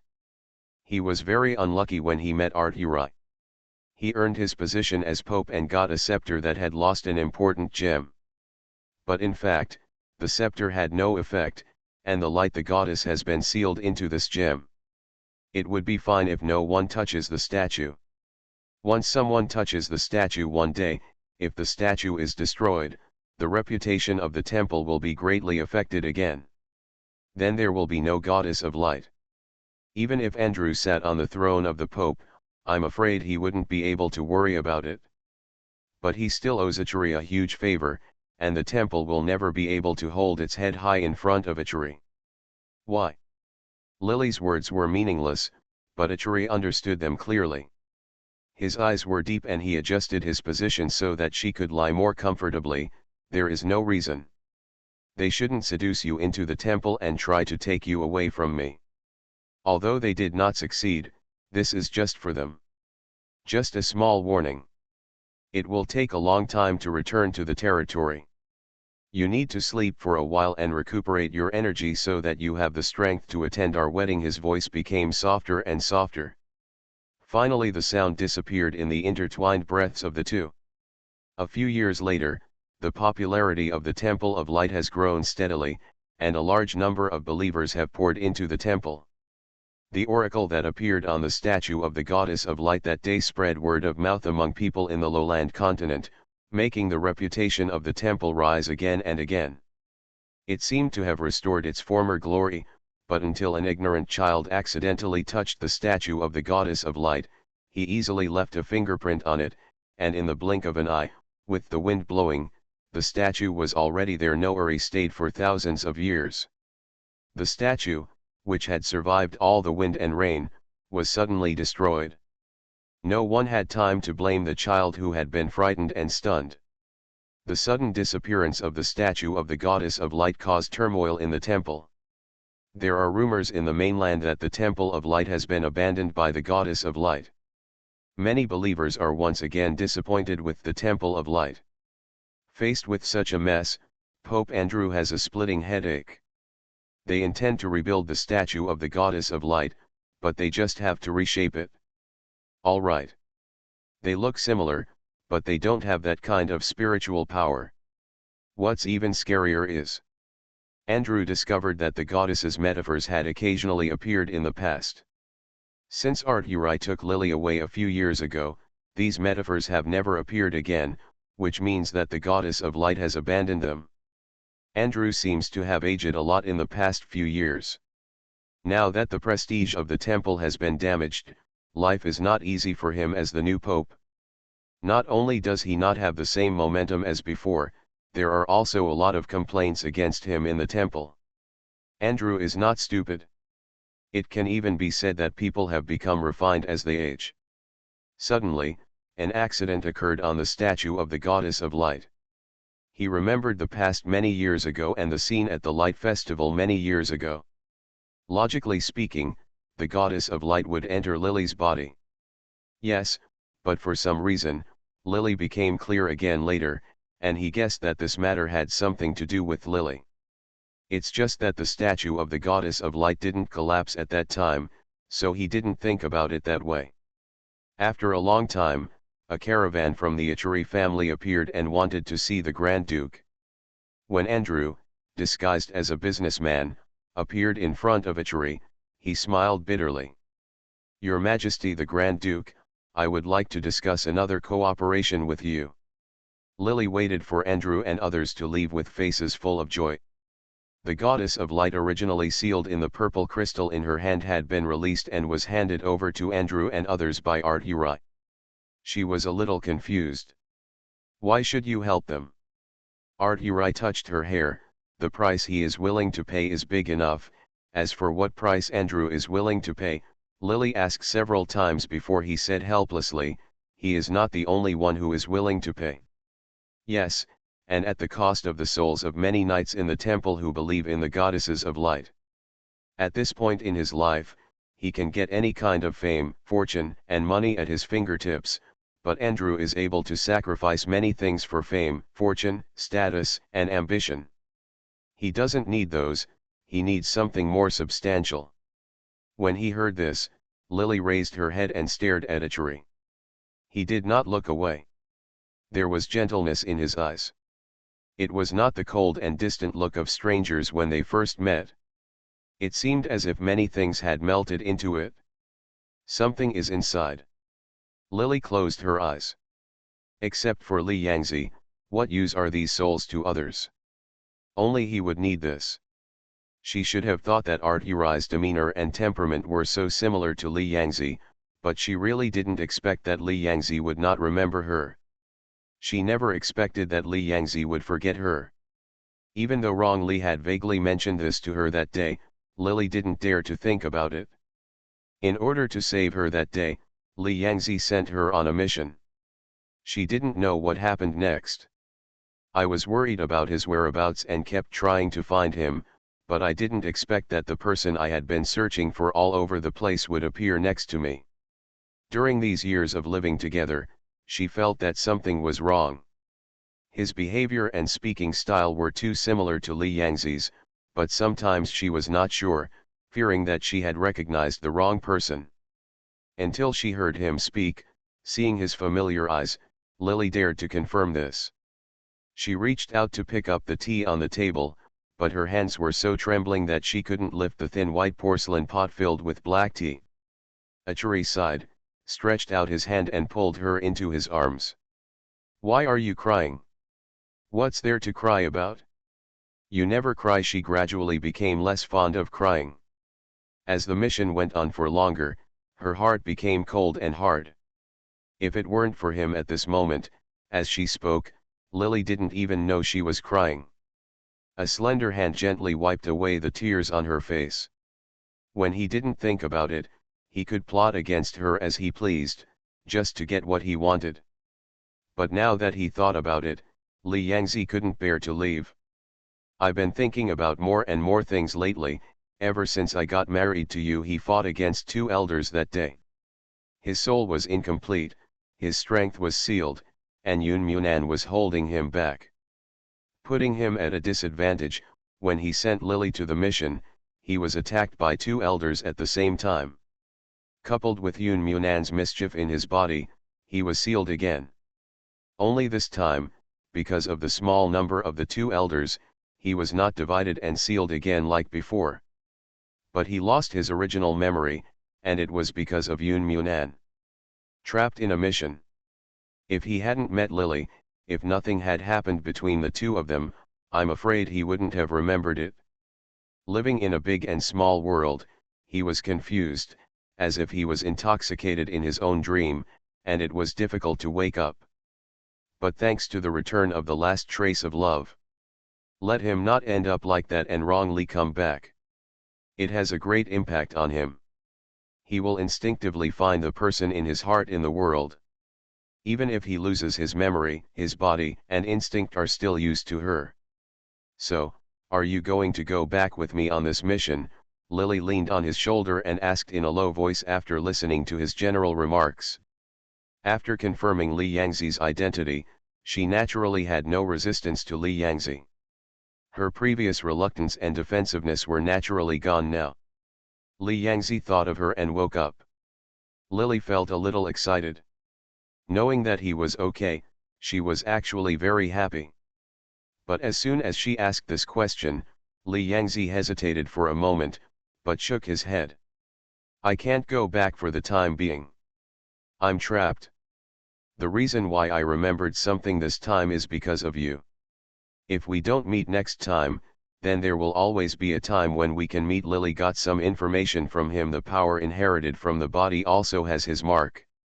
In a way, the magnetic field between the two is the most compatible and the easiest to encounter. When I recover some strength and break through the seal, I took you away. But when did he break through the seal? Lily didn't ask this question. She had a vague hunch that even if she asked, Li Yangzi might not be able to answer her. I'm afraid Li Yangzi himself is not sure when his strength will be restored.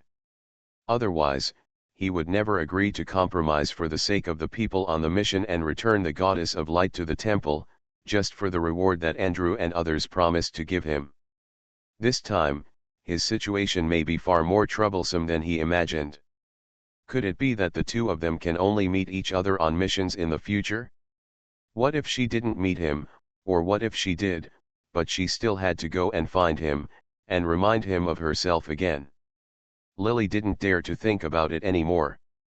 She bit her lip and looked a little ugly. Li Yangzi's eyes showed a bit of softness. His appearance was not very similar to before. This was also an important evidence that his strength was damaged.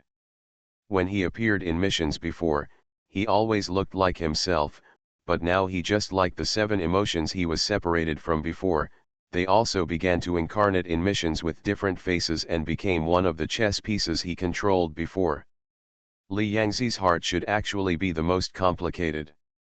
There is still a way, don't worry. If you can't wait any longer, tell me next time we meet and I will tell you. He touched Lily's cheek lightly and did not say the rest of his words. In this mission, Lily couldn't wait to return to the starry sky from the beginning, and wanted to stay at the end, but because her life had come to an end, she didn't stay in the end.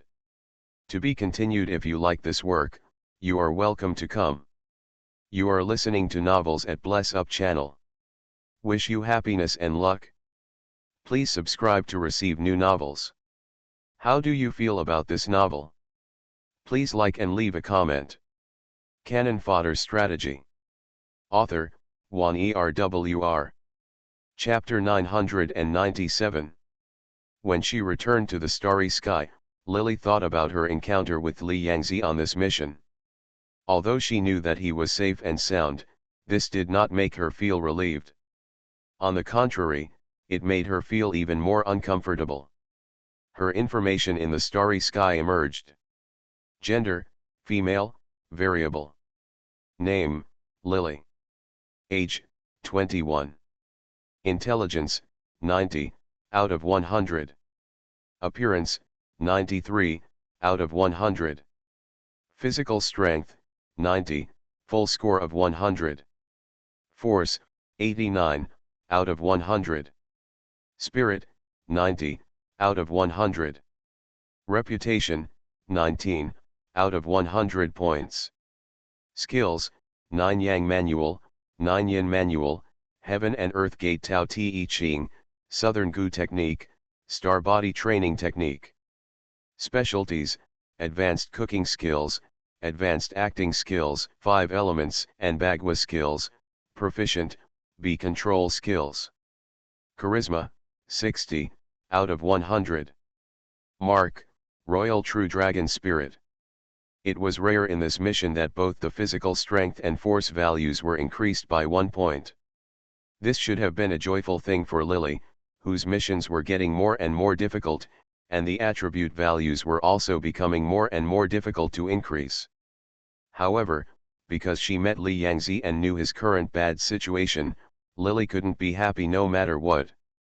The mottled light spots that appeared in the starry sky gradually dispersed. Lily did not stay in the starry sky for long. She chose to enter the mission again. Without Li Yangzi, the space seemed a little deserted. Besides, he had said that although others could not return to the starry sky, if he entered the mission, he might run into him, he said. Having received Rong Li's power, and having his mark, the magnetic fields of the two of them are the closest. Lily has a high chance of meeting him, so she wants to try her luck in the mission again. He said that if he met him next time, he would tell him a way to help him, and Lily wanted to ask. Before entering the mission, I wonder if it is because of the most original strength gained from leaving the place calmly. To some extent, it was due to Li Yangzi. When Lily was still staying in the starry sky and not completely leaving, she could vaguely feel many things. She seemed to be able to feel Anna's disappearance after the mission failed this time. She even faintly returned. I can see the original eldest lady of the Roman family for this mission. She probably didn't take it alone. Someone had taken it before and failed. When it was her turn, the difficulty of this task was repeatedly increased because Miss Roman lost too many people to Anna. Hence her arrival. It was precisely because too many previous missionaries had failed that Lily left. The eldest daughter of the Roman family has a special and extremely powerful mental power, so this is what really affects her, and it is not what Lily thinks. The original owner's mental power has greatly increased after practicing the Holy Scripture of Light, just because she is in the situation. I couldn't see it clearly when I was in the middle of the night. After I came back now, I just felt it vaguely. It's just that I don't know if this inexplicable feeling is true or not. After all, the mission this time has been completed, and Anna is dead. She was the one who survived, and she couldn't seek the truth from Li Yangzi. Fortunately, Lily's curiosity was not that serious, so she didn't think much about it and quickly closed her eyes. When the voice of Zixus Yusojuo sounded from Lily's ears, Lily couldn't open her eyes at all. It was dark all around. One hand took something cold and full of sweat smell and covered her body, which made her subconsciously freeze. Shivered. She should wake up immediately, but her groggy head could not wake her up at all. She gritted her teeth and tried to shrink her body, wishing she could shrink her feet into the cold air. Inside the thing, he gradually fell asleep again. It was already bright when she woke up. Her throat was as dry as if it had been rubbed with sand, her head felt heavy and painful, and her body had long been soaked with cold sweat. A shabby cotton quilt that was so dirty that the color could no longer be seen was wrapped around her. His body was covered with sweat, and the smell was a bit pungent. She wanted to swallow some saliva to moisten her throat, but her mouth was so dry that she couldn't squeeze out any saliva at all. Instead, she felt a tearing pain on her lips as soon as she moved. She stretched out her tongue and licked her lips. The skin has been so dry that it has cracked, and the tongue must have been swollen. Licking the cracked lips feels like being cut with a small knife. Cough. Lily coughed. She must have heard her movement. In the corner of the mud wall without a door, a big man with a body like an iron tower rushed in a panic, holding a pair of pokers in his hand. He had messy hair tied up on top of his head, he was tall and round, and his clothes had been mended to the point where his original appearance was no longer visible. His tangled muscles shocked Lily. He had dark skin and a square face. He looked about 20 years old. When he saw Lily waking up, his eyes lit up and his voice was like a bell. Ha ha ha, you're alive. Wife, you're awake. As soon as Lily heard this, a bad premonition came to her heart. This original body seems to be the daughter-in-law of this black man who is as big as an iron tower. If this is the case, whether it is based on appearance or temperament, this black man, she was afraid that she would have no relationship with Li Yangzi at all. She gritted her teeth and clutched the sweaty stinky quilt tightly with her palms, feeling a chill in her heart. Sure enough, Mrs. Zhang is not lying, she is indeed awake. He entered the house carrying the poker, as if he was carrying a knife, his footsteps thumped on the ground, and he was about to sit down on the bed. At that time, if Lily hadn't been able to hide quickly, everyone might have sat on her. This big man was strong and tall. When he sat down, the bamboo bed pressed down a little, making a creak sound. Hey, it's all good as expected. I'm going to offer incense to my parents. I also have a wife. He stretched out his hand to touch Lily's head, but Lily turned her face away and hid. She didn't know whether she was cold or depressed. Her body began to sway. Water. She licked her lips and her voice was like a mosquito. The big man didn't pay attention at first. Later, when he saw her saying it a few times, he finally noticed it. He nodded repeatedly and hurriedly left. He came back soon. At that time, he held an old chipped bowl in his hand. He carefully took the other corner of the bowl and wrapped Lily in the quilt. He easily lifted her up by the corner of the quilt. Lily's hands were wrapped in the quilt by him, and she couldn't get out at all. This big man looked rough, and his movements were not gentle and careful. He poured the water into her mouth, regardless of whether she swallowed it quickly or not. Lily swallowed desperately, still choking. A few traces of water spurted out from his nostrils, and the big man seemed to have come back to his senses. He let her go with an ouch and Lily fell back onto the bed with a bang. As if he remembered something, he hurriedly lifted her up again, stretched out his hand to pat her back, and reprimanded. "You useless little bitch, you can't even drink some water," he said fiercely, and his glaring eyes were scary, but his body was stiff, and his ears and neck began to feel hot and red. Just because of him his skin is so dark that he can't see clearly at all. Being scolded by him, Lily frowned and said nothing. Now she did not accept the plot and was still confused about the situation. When she entered the mission, the original owner seemed to be suffering from a cold and fever. Even though she was refreshed after drinking water, she felt much better, but after a few struggles, a lot of sweat came out of her body again, and her clothes were soaked. Now they were tightly attached to her body, but with this strange man around, she didn't open her mouth, but instead the worn quilt was wrapped more tightly. The big man saw that she was silent and looked timid. He peeked at her with his eyes, grinned sillily for a while, and then turned serious again. He hesitated for a long time, shook his hands and came over to give her. She patted the back. This big man was extremely powerful. Although Lily wanted to hide, her little struggling strength was like an ant in front of the big man, not worthy of his attention at all. He turned Lily over easily, and the force of his palm hit Lily's back. In just 2 strokes, her internal organs moved out of place.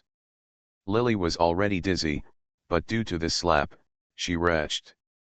2 times, he spit out all the water he had just drank, spraying all over the black-faced man. His face was a little ugly, and his expression was very scary. His not-so-handsome face was so serious at this moment that Lily was really afraid that he would smash her to death with his fist in anger. Seeing this black-faced man, he was tall and strong, with a strong and bad temper. She tightened her body and stared at him warily. Her back was burning at the moment. The 2 slaps just now probably hurt her skin. They were all swollen, but to Lily's expectation, the dark-faced man just glanced at her, suddenly threw her on the bed, and went out with the bowl in hand. Not long after, there were heavy footsteps outside, and then the door seemed to be locked, and it became quiet after a while. As soon as the big man left, Lily let out a sigh of relief. Her heart was in her throat before she finally relaxed. Although the big man didn't know where he went or when he would come back, but this time the mission was to become someone else's wife inexplicably, Lily was still a little worried. She looked around and saw that this was a dark and damp shabby room. The small thatched house is surrounded by mud walls. At this time, a lot of mud on the walls has fallen off, and the oil paper on the surrounding windows has already peeled off. There was no furniture in the room, just a short cabinet about half a person's height. Other than that, there was only this bed. He looked very poor.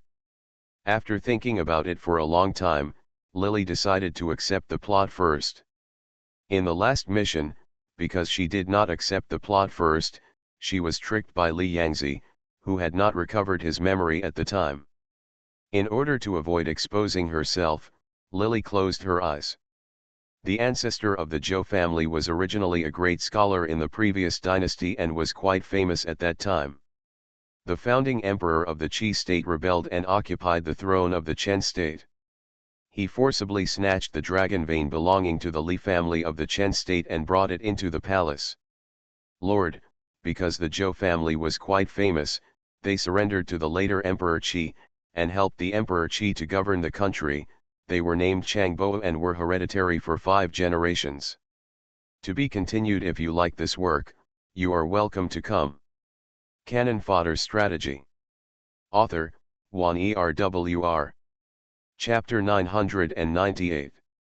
When it was passed down to Zhou Beihe's father's generation, it was already the 4th generation. Except for the excellent reputation of the generation of ancestors, the descendants of the Zhou family are just people who follow the rules and have no outstanding talents. When it comes to Zhou Beihe's father's generation, they have not made any achievements. If they no longer serve the imperial court after making great achievements, by the generation of brother Zhou Beihe, the wealth of the Zhou family will come to an end.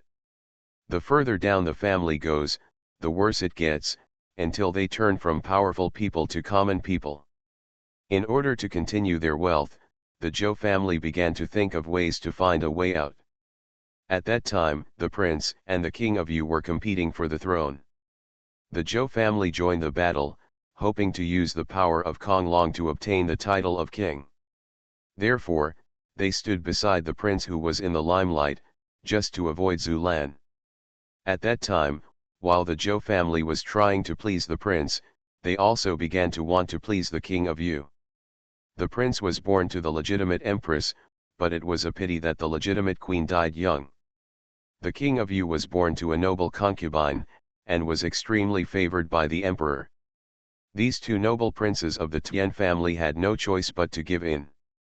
The Zhou family openly turned against the prince, secretly using their daughter Zhou Lily made a marriage arrangement with the eldest son of the Ye family of Nanpingho, who was the most powerful person on the side of the king of Yu. Because of family reasons, since she was a child, Zhou Beihe has been blessed with wealth and honor from the Zhou family, so she naturally hopes that her natal family will be prosperous forever. She has no objection to this marriage, and is even very happy. Although Prince Ye is young, he is both civilized and military, and has a talented appearance. The Ye family is not a family like the Zhou family, which is under the influence of ancestors, has really relied on its own military achievements to climb up step by step. Not only is its status far more stable than the Zhou family, but in terms of real power, it is also more powerful than the Zhou family in the court. Much more popular. Ye Shize went to the army with his father at the age of 15 and made many military exploits. At the age of 17, he was appointed as an imperial guard by the emperor and walked around the palace. The emperor even stated that after Prince Ye gets married, he will definitely use him again when he reaches the age of weak crown. Zhou Beihe, a girl named Huai Chun, naturally likes Ye Shize, a future husband who matches her in appearance and status and is outstanding.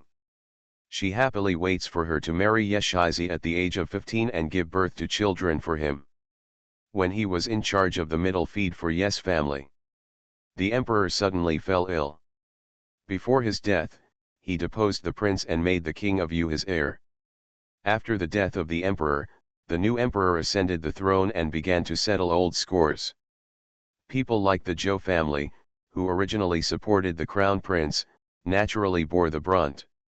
Even though the Zhou family had secretly discussed marriage with the Ye family, the new emperor didn't like Zhou's father's clumsy character, so he found an excuse to uproot the Zhou family. Although the Zhou family's crimes did not lead to executions, the whole family was punished. The family was exiled to Yingzhou, and the Zhou family was prosperous for many years. How can I afford such torture? The ancestors above are sick. Damn it, none of the less beautiful female family members ended up with a good end. Yingzhou has been a place where criminals have been exiled since the previous dynasty. The folk customs are extremely tough and chaotic. There are many soldiers here and there are also many bandits.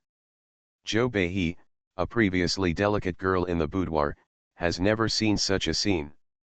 In addition, there are many setbacks along the way. Grind.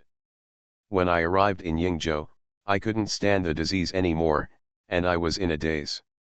She was sold for 5 cents to a local green-skinned bully with a reputation for fierceness and a local pig butcher, Zhang Hong'ai, as his wife. Zhang Hong'ai is 20 years old. His ancestor was a Sin slave and was sent to Yingzhou for 5 years. He didn't want to go back if he stayed here, so he settled down here. This man is a local young man who acts extremely viciously and has the strength of a bull. Even in the chaotic world of Yingzhou, he is quite notorious. In addition, he comes from a bad background and there are people in his ancestors who have committed crimes. This man's parents died young and his family was very poor. In addition, he was tall, thick, dark and strong. It was popular in Qi to have white-faced men. His image was not popular with women. Usually, others would be frightened when they saw him. His legs were trembling, so he had not married yet. When Zhou Beihe was sold to him for 5 cents, he thought he had bought a living dead. He did not expect Zhou Beihe to survive. He only thought about himself. He was considered a man who had a family and a career, but he didn't expect that this man would survive in the end. Her ex-fiancé was a white-robed young general with a jade face, bright clothes, and angry horses. He was so heroic and invincible. Zhou Beihe could never forget Yeshai's graceful appearance once he saw her. How long had passed now, she suddenly not only did she become a sinful slave, but the daughter of a dignified scholarly family was actually sold to such a vulgar and ignorant man for 5 cents. Although she had a lot of strength, she was not good looking and had 4 books. The 5 classics were all incomprehensible. Zhou Beihe couldn't bear this blow. At that time, she could barely hold it in one breath, so she cried to death again. Naturally, she was not happy about this marriage. However, although Zhang Hong'ai had not read any books, he had a fierce personality. It was not uncommon for men to beat their wives in Yingzhou. She had seen the man next door beating his wife. Wife and children, Zhou Lily has never seen that look before. She was originally well raised, but after her family changed, she had become thin and pale. In addition, due to her young age, her body was thin and her hair was withered, leaving only a third of her 9 points of beauty. Although Zhang Hong'ai had never beaten her, he did not have a good impression of this daughter-in-law. Sometimes he even spoke impatiently. Zhou Lily was even more afraid of him. Thinking of her miserable life, she often hid and cried secretly. Until many years later, Zhou Beihe had resigned to her fate and lived a timid and cowardly life, as if the wealth and glory in the first half of her life were just clouds. She was used to working at sunrise and resting at sunset every day, living with Zhang Hong'ai, a vulgar and reckless man who did not know how to show mercy to women. At the same time, he was completely unemotional and like a wild bull. He never spoke to her more than 3 or 5 sentences a day. The past few years had been particularly hard. The two had grown up and were very different in personality. If it weren't for the prosperity of the first half of his life, he might not have been particularly depressed in the past few years. He thought that he would only be in such a miserable state in his life, but suddenly Yingzhou was hit by chaos. Although Yingzhou is officially the territory of the imperial court, because almost all the most vicious people in Qi state are here, Yingzhou County government has no control over the control of this area of land, which is extremely chaotic. Foreigners lived side by side and were often harassed by foreigners. This year, Yingzhou was in chaos. The emperor sent Prince Ye to pursue the foreigners and pacify Yingzhou.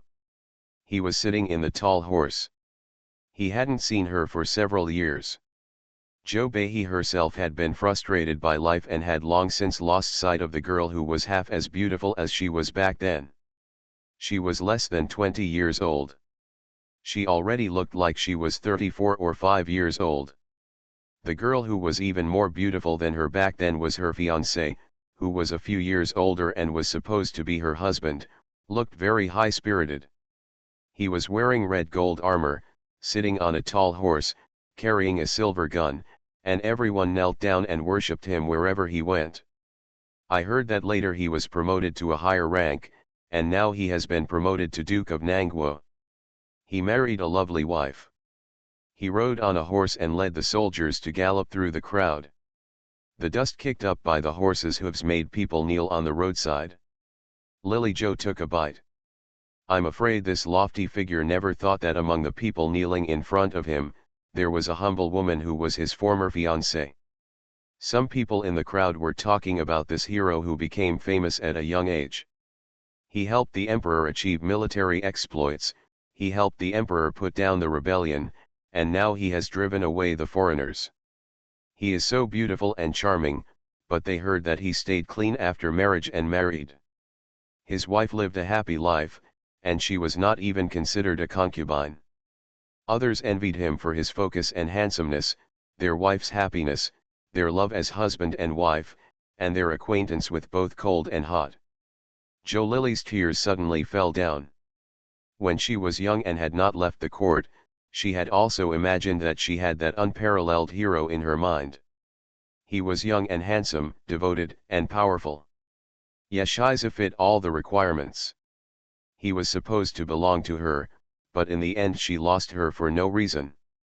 What girl is not pregnant? Her most innocent dream was like a flower that bloomed brilliantly, but when it bloomed at its best, it was forcibly broken off and trampled in the mire. Zhou Lily was originally like clouds in the sky, but one day it fell to her feet, worse than mud. She probably never thought in her wildest dreams that the legitimate daughter of the Zhou family, the hereditary marquis, would eventually be sold for 5 cents. Give a warrior like Zhang Hongii as a wife. She was unwilling to give in. She wanted her own unparalleled hero, and she wanted to fulfill the sweet dream of the prince's wife at the foot of the imperial city that she had returned to countless times in her dreams. After Lily received the plot, she suddenly felt a little depressed. The original owner actually wanted to return to the imperial city instead of staying in the territory of Yingzhou, and he also wanted to marry into the Haofu and become the prince's wife. For a normal person, her idea was not wrong. When Lily Zhou was at her purest and most passionate, her dream was suddenly shattered and reality turned into a nightmare. It was understandable that she wanted to renew their relationship. After all, the camp in such a chaotic place as Zhouzhou, there are countless gangsters who have been sent there. Such a place is so chaotic that the women living here are always trembling, fearing that something will happen one day. If she could return to the imperial capital, Lily would definitely find a way to go back. After all, she didn't want to really marry Zhang Hongii, but she couldn't go back. The mission is now in progress. If it can happen that she entered the mission before anything happened to the Zhou family, then the chance is very small. Now when she entered the mission, Zhou Beihe's family was already in ruins, and she was ill. In the desperate situation, she was sold to Zhang Hongii for 5 cents by the people in the post house.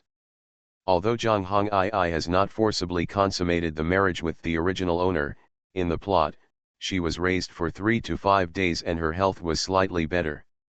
That person is ignoring Zhou Lily's cries, he took her by force. Zhang Hongii was tall and thick, while Zhou Lily was petite and exquisite. Their affair left a nightmare-like memory in Zhou Lily's heart. Zhang Hongii didn't understand amorous feelings and didn't know any romantic tricks. He only knew how to be arrogant and forceful. Lily was psychologically resistant to him, and she was extremely displeased with his appearance. Even in Zhang Hongii's heart, Lily Zhou was already his wife, a woman he could touch naturally, but in Lily Joe's heart, she should actually be the wife of Haufu. Yemen is the one. To be continued. If you like this work, you are welcome to come. Cannon Fodder Strategy. Author, Juan Erwr. Chapter 999. After the rape, she was in agony and wanted to die, but Zhang Hongii didn't care about Zhou Lily's pain at all. He even thought that he had fulfilled his husband's duty if he could feed her, give her something to drink, and provide her with a safe place to live. He is illiterate and only associates with some green-skinned gangsters. He has never had any trouble with a girl before. He thinks that since he has a family and a career, his daughter-in-law should stay at home while the man works outside to earn money to support her. He and Zhou Bei didn't get along at all deep down. As time went by, he often saw her crying and reciting some poems that he didn't understand, and the relationship between the two became more and more cold. Thinking of this, Lily was so nervous that she couldn't help but grit her teeth. Zhang Hongii was born with supernatural powers and was extremely powerful. With his body and strength, it would not be a problem for him to defeat more than 10 or 20 ordinary soldiers, let alone deal with the original owner who had just turned 15. The weak daughter of the boudoir who became very sick after the bumpy journey to Yingzhou. If he wants to use force, he has to find a way to restrain him. As for the original owner's wish to return to the imperial capital and return to the Haufu, that is a matter for the future. After all, the most important thing at this time is to protect himself first. Her heart felt like it was burning, and the scattered footsteps sounded. Zhang Hongyi's steps were long and heavy with each step. People could tell it was him just by hearing the footsteps. He seemed to be pulling someone. We were almost at the door now, and an old man gasped and complained. Zhang Hezi, why are you so anxious? Can your wife run away? Let me take a breath. It's not your mother-in-law who died. You're not in a hurry. If my wife doesn't die, that won't work. Zhang Hongyi was tall and his voice was loud. As soon as he said these words, the old man was so angry that he couldn't catch his breath for a long time. The sound of unlocking sounded after a long time, and the old man was still mumbling. What are you talking about? I bought a sin slave for 5 cents, but what's missing? I bought a girl for 5 cents, but I have to spend 10 cents on a doctor. You are a black man, you just don't know how to settle accounts. Zhang Hongyi unlocked the door, and when he heard what he said, he laughed. 5 cents is money. If something happens to my wife, I won't do it when I look back. His shameless words made the old man feel proud. He said with hatred, if she dies when I come here, what does it have to do with me? Of course it has something to do with you. Who told you to walk slowly? He raised his voice in an angry voice. The old man snorted angrily and stopped paying attention to him. Several footsteps sounded. As soon as the door to the outer room was opened, the light slipped through the outer door and entered the inner room. Lily turned around and pretended to close her eyes. After a while, she felt someone turning her over like a stir-fried vegetable. As if they were afraid of her struggling, they pinched her thin, reed-like wrists in their palms. It should be the hand of Zhang Hongyi, who kills pigs all year round. Either he follows a group of gangsters and fights. He is a well-known ruffian in Yingzhou. There were quite a lot of calluses on her hands, which she felt between Lily's wrists. This body was originally a lady raised by a scholarly family. Although she suffered some hardships after the great changes in her family, her skin lost moisture, but it was still able to hold on. She was standing there, and was grabbed by Zhang Hongyi. The calluses on his hands were like tiny blades, and they were pulled down on Lily's hands, causing her to struggle twice. As soon as she struggled, Zhang Hongyi didn't want to let go. Lily struggled several times, and he held on tighter and tighter. When he raised his eyelids to look at him, he grinned with a silly smile of hee-hee.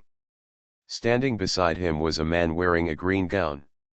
The old man with a goatee and a wooden box on his back, saw him like this, he was a little angry, but he couldn't help it. He wanted to urge him but didn't dare, and finally had to stamp his feet. Zhang Hezi, I have to go back after seeing a doctor. After he said this, Zhang Hongyi seemed to have remembered something. He threw his hands away in a panic and rolled his eyes. Look carefully, okay? It's none of your business. Don't touch my wife's hand. If you do, I'll turn around and grab your old woman's wrist. Hearing the scoundrel's words, the skinny old man's face turned as red as a pig's liver. I wanted to get angry, but looking at his fierce face, I didn't dare. You can tell me some truths, listen and ask questions. If you don't encounter them, how can you detect the disease? You can just look and ask. It's not okay to smell or touch. Zhang Hongyi grinned disapprovingly, and then said, you don't even have this ability, and you dare to call yourself Sai Huichuo. I'll hit you later. Go to the drugstore. The skinny old man's face changed greatly when he heard this. In the end, he couldn't bear it anymore and sneered twice, anyway, she is not my mother-in-law. If it can be cured, then it will be cured. If it cannot be cured, you will smash my pharmacy. There's no way to fix it. The old man was so determined that Zhang Hongyi hesitated. Finally, he gritted his teeth, tore off a piece of his clothes and put it on Lily's wrist. Then he signaled the old man to put his hand on it. The original owner was indeed ill, but it was not wind cold but wind heat. She had been tired all the way, and her body was already weak. Coupled with the depression in her chest, she fell ill like a mountain. After struggling to figure it out, she almost died. It's good. She's not suffering from cold. She's just getting rid of the evil fire in her heart. I'll boil a few bowls of soup and give it to her. She has to stay alive, but her heart ailments need to be treated with heart medicine. He took out his pen and ink to write a prescription, and told her what he wanted. Zhang Hongyi didn't understand at all what he was talking about medicine for heart ailments, but he heard what he said about Lily being able to live. He grinned and waited until the thin old man had finished prescribing the prescription. He dried the prescription and folded it carefully. The two looked at it for a long time. The thin old man finally couldn't help it anymore. Where's the medical fee? What's the medical fee? He asked back. The thin old man was so angry that veins were pulsing on his forehead. Then he reached out and scratched his messy head. Okay, you're really stingy. I'll collect the pigs tomorrow. Bring 2 pieces of pork to your shop. He carried the thin old man on his arms and went out, obviously planning to go get medicine with him. The thin old man stomped his feet in distress, yelling that he was usually reluctant to eat pork, but today he was bullied by robbers. After being forced to eat for a while, Lily could still hear him telling Zhang Hongyi to cut the pork and deliver it to his shop. Until Zhang Hongyi got impatient and threatened him a few words, and then she gradually heard the door being locked. The footsteps went away. As soon as the 2 people left, Lily breathed a sigh of relief and tried to get up. However, when she moved, she realized that her whole body was as soft as noodles and she couldn't exert any strength. She felt dizzy when she moved. The quilt was alternately hot and cold, and the smell of sweat came out of it. She didn't know how long it had been since it had been washed, and it made her want to vomit. Lily resisted the feeling of nausea, stood down, and tried to do the star exercise, but as soon as she bent down, she fell down. After finally getting up, she started to sweat again, and her body temperature was so hot that she couldn't get up. Start to come up. It seemed that there was really no rush at this moment, so Lily had to climb into bed again and fell asleep. When she woke up, she felt much better. When she woke up, she didn't know what time it was.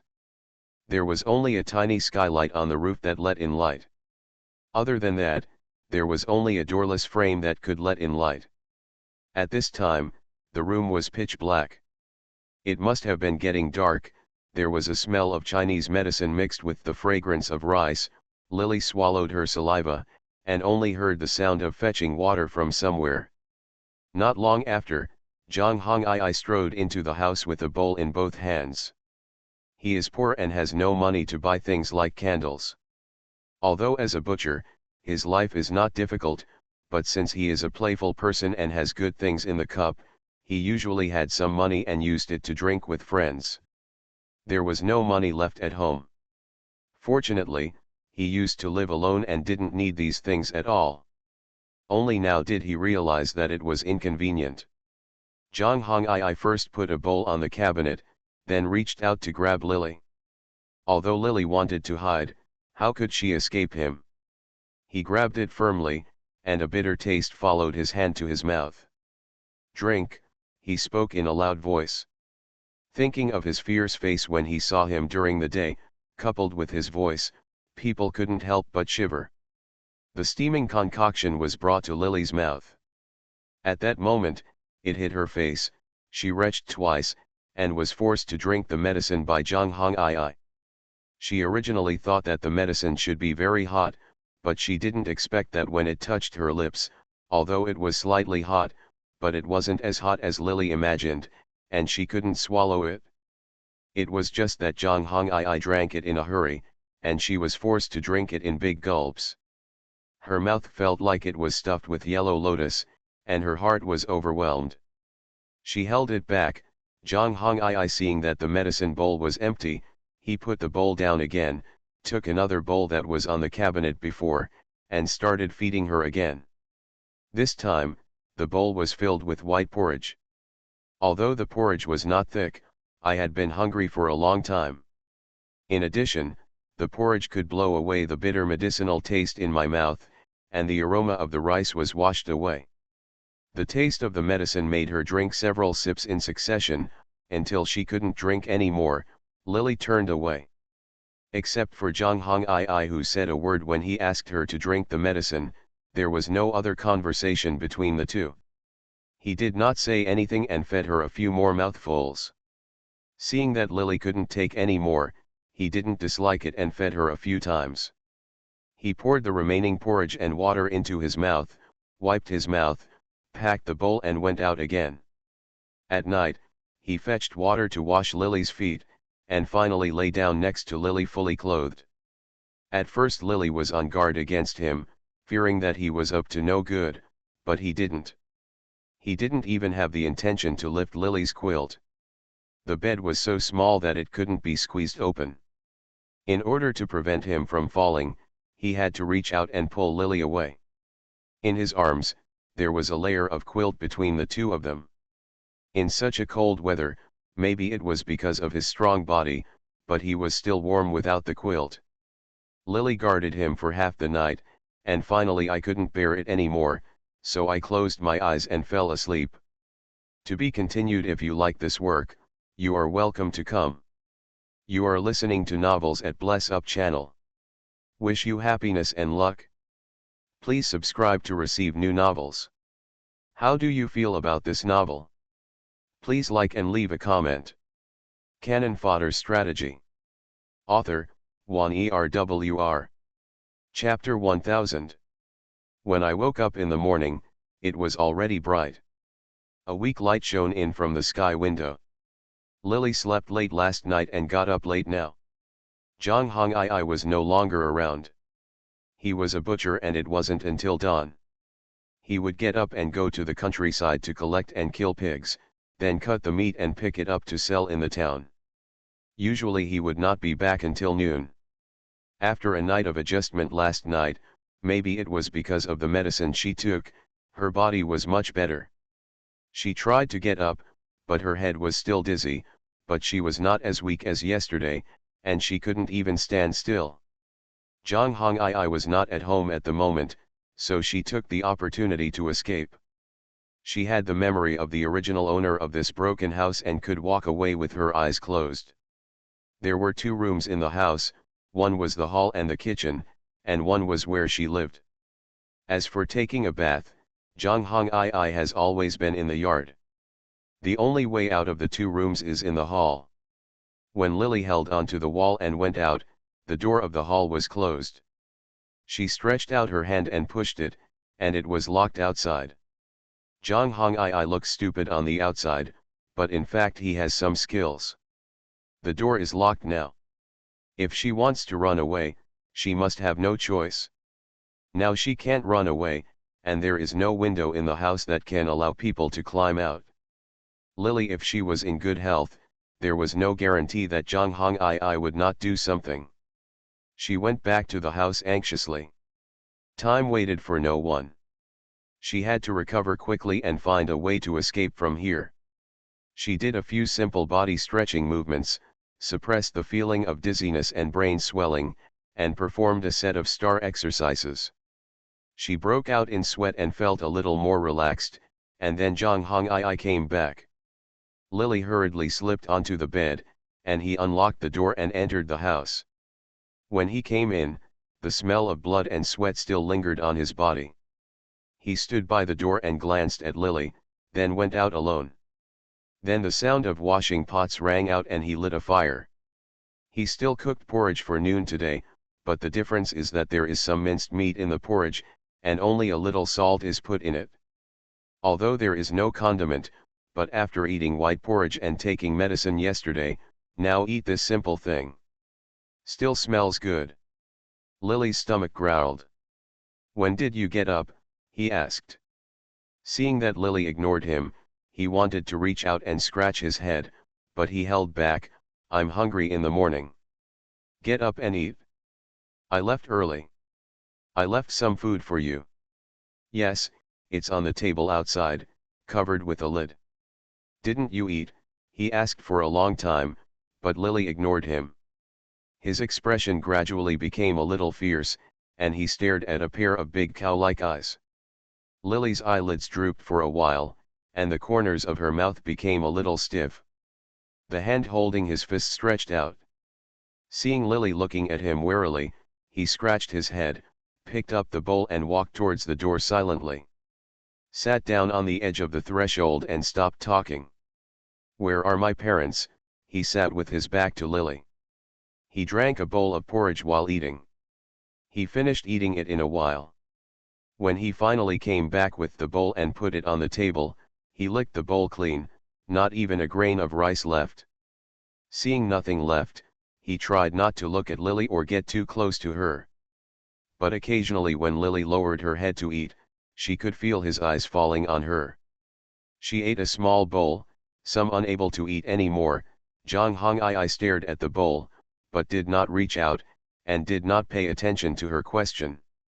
The original owner's voice was delicate and small, and because of a serious illness, her speech was as weak as a cat meowing.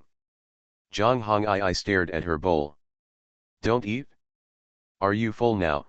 He raised his voice, his thick eyebrows furrowed, and his expression looked a bit fierce. He wanted to reach over to take Lily's bowl to feed her, but Lily thought of being fed medicine by him before. During the porridge scene, I picked up the chopsticks and slapped them on the back of his hand without thinking. There was a pop sound, and both of them were stunned for a moment. Zhang Hongyi's skin was thick and fleshy, and it didn't hurt even if he got hit. Except for some oil marks of meat porridge on the back of his hand, it didn't even turn red. He retracted his hand and licked it, feeling a little dissatisfied. Why do you hit someone? Lily's action just now was purely subconscious. She was originally worried that he would reach out and slap her in anger.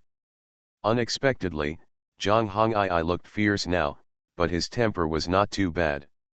She looked at Zhang Hongyi mumbling in her mouth. She put the chopsticks on the bowl and was about to find a way to smooth things over. Unexpectedly, he licked the porridge marks on the back of his hands clean, then picked up the chopsticks and washed them for her. And then placed it on her bowl again. I heard that rich people are very particular about it. I haven't washed my hands very much. Eat quickly. Only when you are full will you have strength. What do you want to do? When Lily heard him say that she had eaten enough to be strong, the hairs all over her body stood up, and it was impossible to reach out to pinch the chopsticks. Just now she felt a little numb because of beating Zhang Hongyi, but now she was even more vigilant. As soon as these words came out of his mouth, Zhang Hongyi was very shameless. He laughed twice and reached out to scratch the back of his head. What do you want to do? Hurry up and eat and drink enough. You are my wife, we are consummated, you will give birth to a bunch of babies for me, and you have to do the laundry and cooking at home, right? After he finished speaking, he coughed. He said twice, pretending to straighten his clothes, and wanted to cross his legs again, but there was a twinkling light in his big eyes, and he did not dare to look directly into Lily's eyes. Lily frowned when she heard what he said. I'm not your wife. Zhang Hongyi was initially pleased when he heard her speak, but he didn't expect Lily to say that she was not his wife. He suddenly became anxious and stood up. He was tall and burly, and when he stood up, he moved so quickly that the stool fell to the ground due to his movement, but he had no time to reach out to pick it up. He only said loudly, "Why is she not my wife? You go out and ask, I brought you back, why not? How come I'm your wife? We've never been married, and we've never met each other. Have you met my parents? We've never had a drink together, so why am I your wife?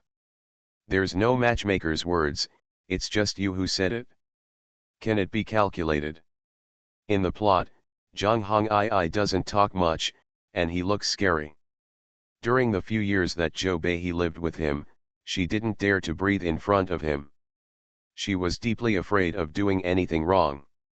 She was afraid of him like her life, and afraid of him like a tiger.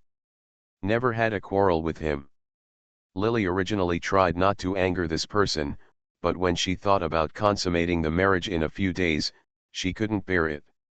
She just wanted to either make Zhang Hongyi hate her with anger, or find a way to make Zhang Hongyi unable to do so for the time being. To touch her, at least he succeeded when she didn't practice her physical skills well in seeing Chen and she was not his opponent. Her words made Zhang Hongyi stunned and speechless. He gritted his teeth and stared at Lily with a scary expression. When Lily thought he was angry and would take action, he suddenly stretched out a palm. I don't care about that. I bought you for 5 cents. If you don't want to be my wife, you give me 5 cents back. One sentence stopped Lily from opening her mouth. The original owner was indeed bought by Zhang Hongyi, and she was penniless at the moment and really couldn't afford to pay him back. Such a good person at this time, the opportunity to end the relationship with him was placed in front of her, but she was stumped because of the 5 cents. Lily wanted to vomit blood. 1 penny stumped the heroic man. She moved her mouth with some difficulty but did not speak. When the Zhou family was ransacked and exiled, and all the valuables in the family were confiscated, how could she still have money now? At this moment, Zhang Hongyi felt a little proud when he saw her speechless. Can't you take it out? If you can't take it out, you will be my mother-in-law, and you can't run away. Don't think about things all day long, eat quickly, eat, and wash the dishes.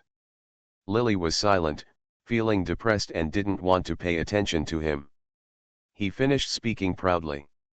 Seeing that Lily didn't answer anything and had a dull expression, he reached out to touch the bowl again. Eat quickly, the rice is already cold. I can't eat any more. Lily looked away when he took another bowl and wanted to drink it for herself. He turned away, and he was a little anxious. I asked you to wash the dishes. I haven't eaten any food yet, so finish it quickly. I'll wash the dishes this time. But you won't be able to rely on me next time. Tomorrow, when your illness is better, we will also worship each other. I will borrow some money to make you a new dress. I will invite my brothers back for dinner later. When the time comes, the bowls will be. It's up to you to wash the dishes, and you have to cook the rice. Learn more and see how delicate your skin is and how tender your meat is. After he said this, he didn't know what he thought of. He looked away and lowered his head. A dark red heat wave spread from his neck. If it weren't for the fact that it was noon, the sun was bright, and Lily was sitting close to him, he might have missed it. Her heart moved. This Zhang Hongyi looked fierce and spoke loudly, but he didn't seem to have a bad temper. He was not as difficult to deal with as she thought. She paused and deliberately tested him. I won't marry you for now. I don't like you and don't want to marry you. If Zhang Hongai's temper is really not as fierce as he appears, Lily is just unhappy when he says this, and there is absolutely no way he will take action. If he has a bad temper, and he really wants to take action, Lily will have to grit his teeth and endure it before thinking of other solutions. As soon as these words fell, Zhang Hongai's face suddenly darkened. Why don't you like me? I can work and am strong. Who in this place in Yingzhou doesn't give Zhang Hongai some respect, you little girl? Why don't you like me? I don't like it anywhere. Anyway, I don't want to worship or get married. Seeing that he didn't make a move, Lily felt relieved and stood up. He clenched his fists, his face was livid, his chest could not help heaving, and his eyes widened, looked very scary. Lily suppressed the nervousness in her heart and tentatively moved her feet back to the house. He shouted loudly from behind, "Come back. Be brave." At first Lily was a little worried that he would rush up to her, but when she saw that he shouted a few times and the voice got louder and louder, but she never heard the footsteps, she breathed a sigh of relief and quickly slipped back into the room while he wasn't paying attention. To be continued. Cannon Fodder Strategy. Author, Wan Erwr. Chapter 1001. Zhang Hongai muttered something dissatisfied in the kitchen. Finally, Lily heard him picking up a bowl to drink porridge. Not long after, he fetched water, rinsed the pot and washed the dishes. Half a quarter of an hour later, he cleaned up the kitchen and returned to the house. Lily lying on the bed, he rummaged through the clothes from the cabinet with a sullen face. When Lily turned to look at him, he glared and shouted, "What are you looking at?" He shouted ferociously, but she had contradicted him several times before, and the most he could do was thunder and rain. Although he looked ferocious and terrifying, he didn't seem to have done anything extreme. Lily became more courageous. "Are you going out?" As soon as he said these words, Zhang Hongai immediately closed the box he had just opened. "I'm not allowed to do courtships, and I'm not allowed to get married. You're not my wife. Where am I going? What does it have to do with you? She's in charge of things, but she has no connections. She's just like that housekeeper." He seemed to be still angry, but he was finally willing to speak. After a while, he seemed to feel that the tone of his words was too strong, and he explained reluctantly.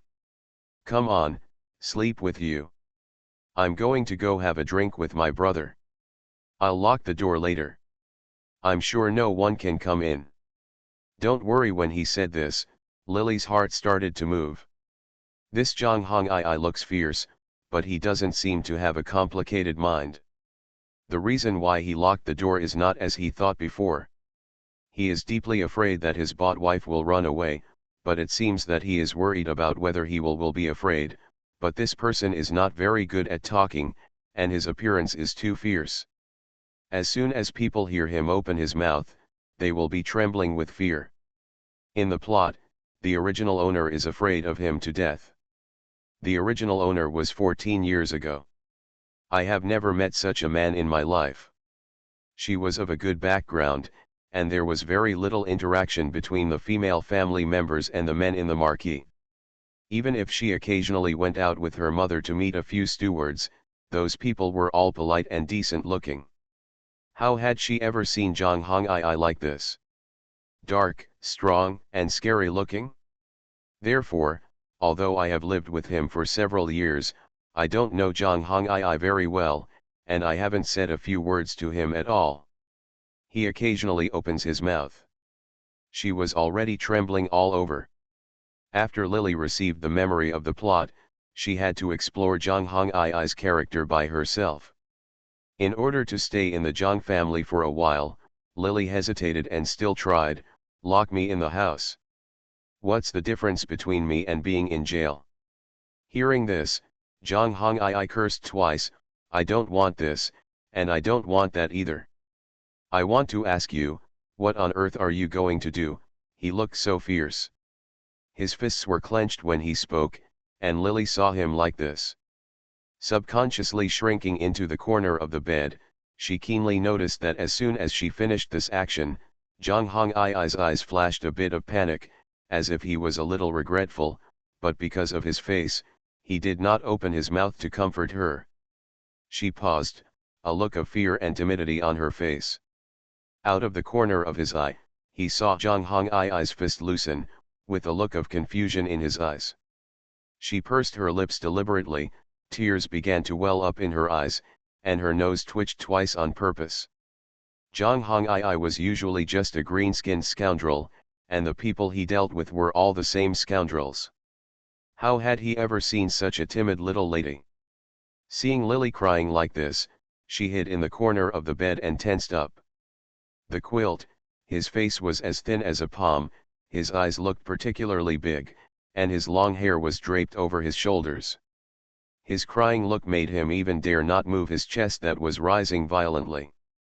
He clenched his hands into fists and pressed them against his thighs. Still tensed at first, when she heard Lily sobbing twice, she couldn't help it anymore, her straight back bent a little, and she lowered her voice. Women are troublesome and cry all the time. What do you want?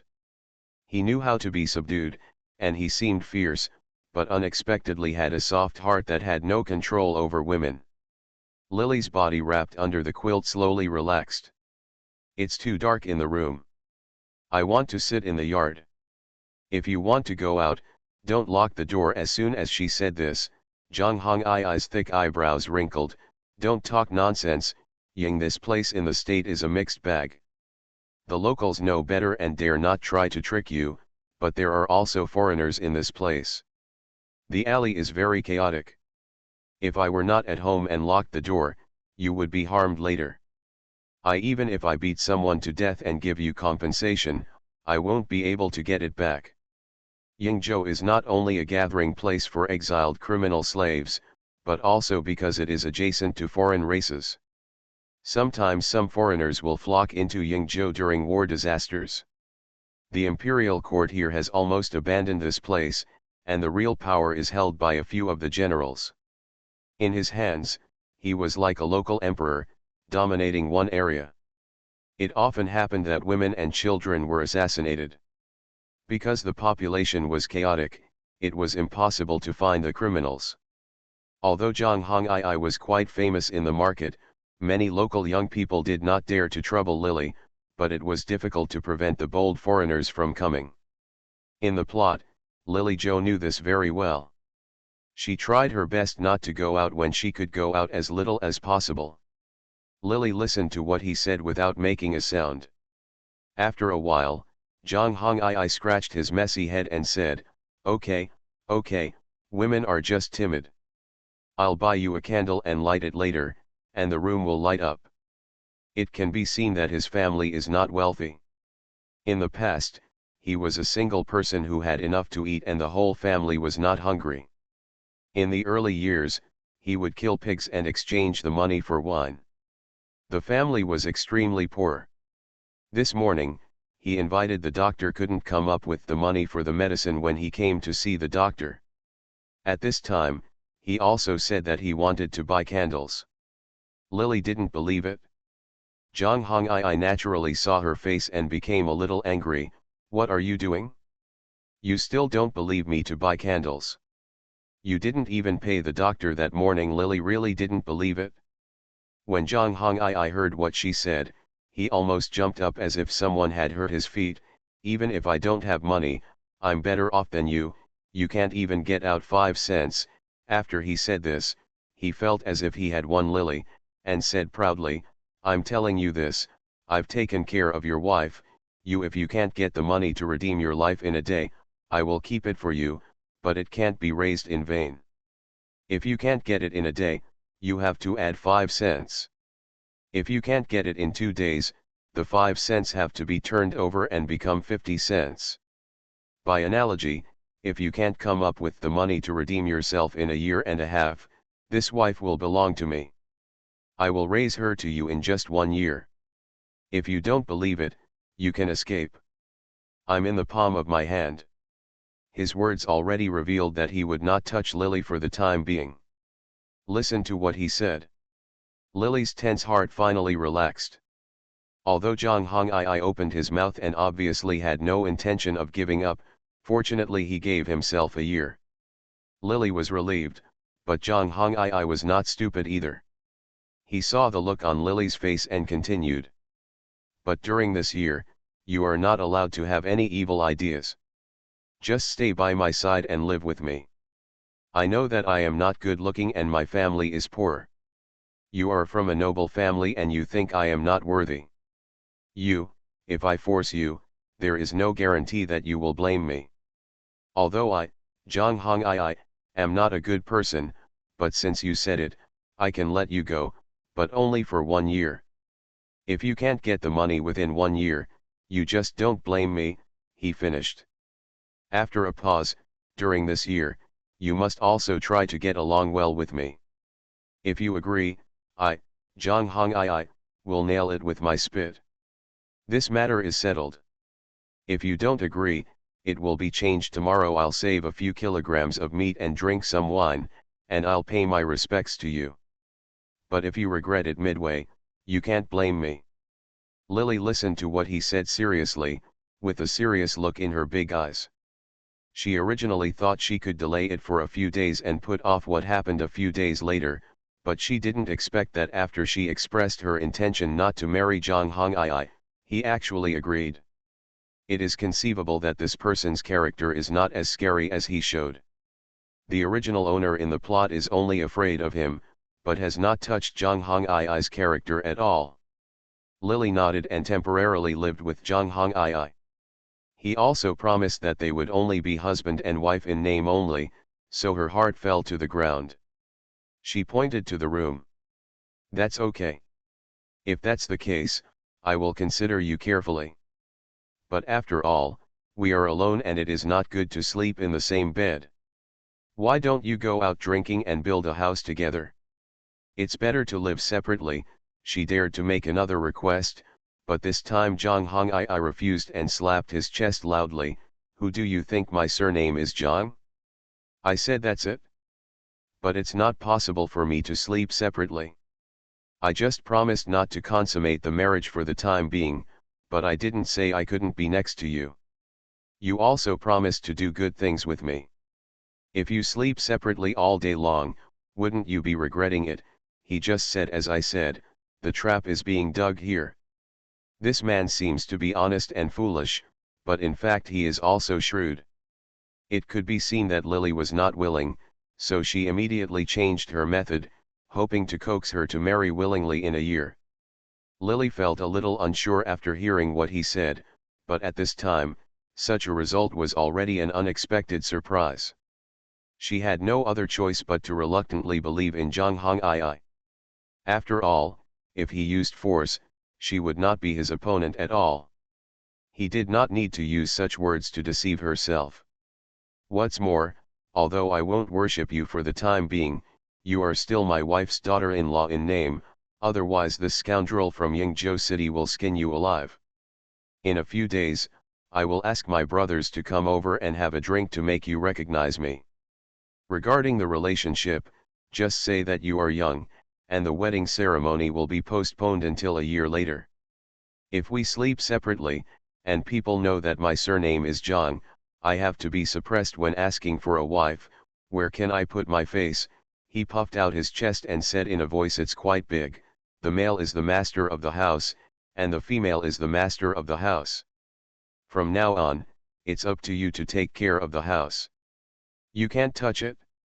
You should cook the food, right? Lily nodded reluctantly. Seeing her obedient look, Zhang Hongyi felt satisfied and grinned. Okay, then just stay well. After saying that, he turned around to find some clothes to change and wanted to run out. Hui Bei he didn't call him again. Zhang Hongyi changed his clothes, pinched some copper coins, locked the door and went out. She was alone in the room again. After waiting for Zhang Hongyi for a long time, Lily got up and started practicing star training. Before a round of physical training was finished, and it was still light outside, Zhang Hongai's footsteps came back. Lily quickly climbed into bed. He returned to the room and took a look at Lily. Without talking to Lily, he went out again. This time he probably wasn't going to go out again, because the door wasn't locked yet. After being locked in the room for a whole day, Lily was almost unbearable. This was the first time she had truly stepped into the mission world. When she left the room, she had not seen the sun for several days. The sun had not completely set at this time, and the sunset light shone on her body, which was a bit dazzling. Zhang Hongai's shabby house has 2 rooms in total, and the yard is quite large. It seems to be about 100 square meters, but there is nothing there and it looks a bit empty. The sheds at the back where the animals were supposed to be fed have collapsed. The wall was in tatters and the courtyard door was open. Zhang Hongai came back with a load of water. When the 2 full buckets of water fell on his shoulders, they looked light and airy. As he walked, his face was neither red nor out of breath. Only the square scarf wrapped in his bun on his head was swaying, and he looked quite happy. Obviously he didn't expect Lily to be standing at the door. When he looked up and saw her, he frowned. "What are you doing out here? Stop blowing the wind and go back to the house." "I won't come back," Lily shook her head. The room was damp and cold, nothing like it was outside. She originally entered the room and wanted to move a stool to sit on. But looking around, apart from the stool in front of the stove, there were only a few benches in front of the dining table. She stretched out her hands to drag them away, but Zhang Hongai cursed when he saw that she was disobedient. But he carried water into the house, poured the water into the tank, carried the stool outside for her with a cold face, ignored her, and went into the house by himself. After a while, he took out the old quilt again and draped it on Lily. Lily wanted to hide, but his eyes widened. "What are you doing? The disease is not cured yet. If something happens, who is responsible? The quilt is sweaty, not warm, and smells bad." He was very strong, and when he saw Lily struggling, he simply wrapped it up for her himself, so that Lily couldn't struggle. After complaining for a few words, he snorted from his nostrils, "Poverty is important." Even so. After a while, he still reluctantly said, "When the sun gets stronger one day, just take it out to dry in the sun." Lily ignored him and decided to take apart the quilt and wash it after the weather was better and her body recovered. Zhang Hongai is right. The area in Yingzhou is too chaotic. If she wants to establish herself safely in this place, she still doesn't have the ability. For the time being, she has to live under the same roof with Zhang Hongai. Zhang Hongai is responsible for her safety, food, and drink. There are some things you should have done it yourself. Stay in the house and don't go out of the yard. Seeing that she was still obedient, Zhang Hongai raised his brows with a proud expression, but pretended to be fierce and deliberately threatened her a few words, and then he picked up the bucket and prepared to go out. "Is the well far away?" Zhang Hongai didn't understand what she meant by asking, but he still shook his head. Lily glanced at him. "I want to take a bath." 2 days into the mission, the body was still having a fever yesterday and yesterday. It was sweating a lot, it was covered in a quilt and the clothes smelled. Lily had endured it for 2 days. Now when she saw Zhang Hongai carrying water, she couldn't bear it. After living there, there was no bathing place around, except for an abandoned livestock shed.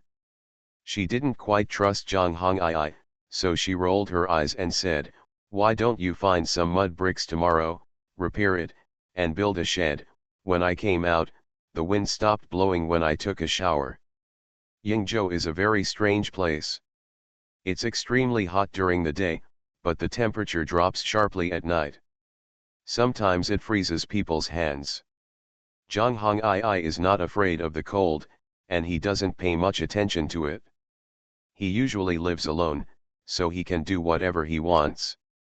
Sometimes even if he kills too many pigs, he comes back with a bucket of cold water to wipe his body. Firstly, he saves firewood. Secondly, he is alone and does not need to avoid anyone's eyes and ears. Now that there is one more person in the room, he begins to feel I got some headaches. Lily insisted on taking a bath, and he promised not to touch her for the time being. He had not really consummated the marriage, so he had to avoid places where he should avoid suspicion. Thinking about this, he naturally had to build a tent. Thinking about how he usually lives his life freely. Now that he has an extra daughter-in-law, he has not reaped any benefits, but he seems to be being restrained. He went out to kill pigs on the second day. Instead, he went out early in the morning to pick up some soil and went home.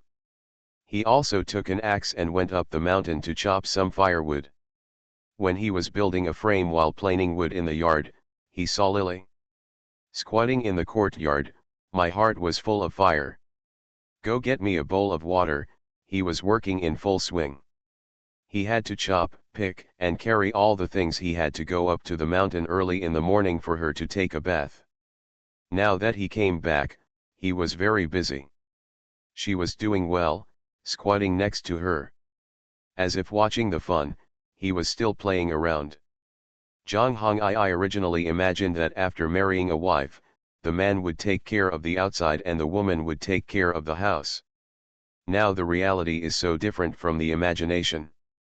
He suddenly threw away the work in his hands and stood up. Lily spoke from behind, raised her hand and was about to lower her body to pat her. Before he touched her, Lily was still thinking that the yard was a big place and she could find some vegetables to grow. She didn't expect that he would suddenly run over. He was startled when he spoke behind him. He subconsciously turned around and threw the mud in his hand towards his back. Abba! The dirt was sprinkled all over his head and face, and his messy hair was all over his face.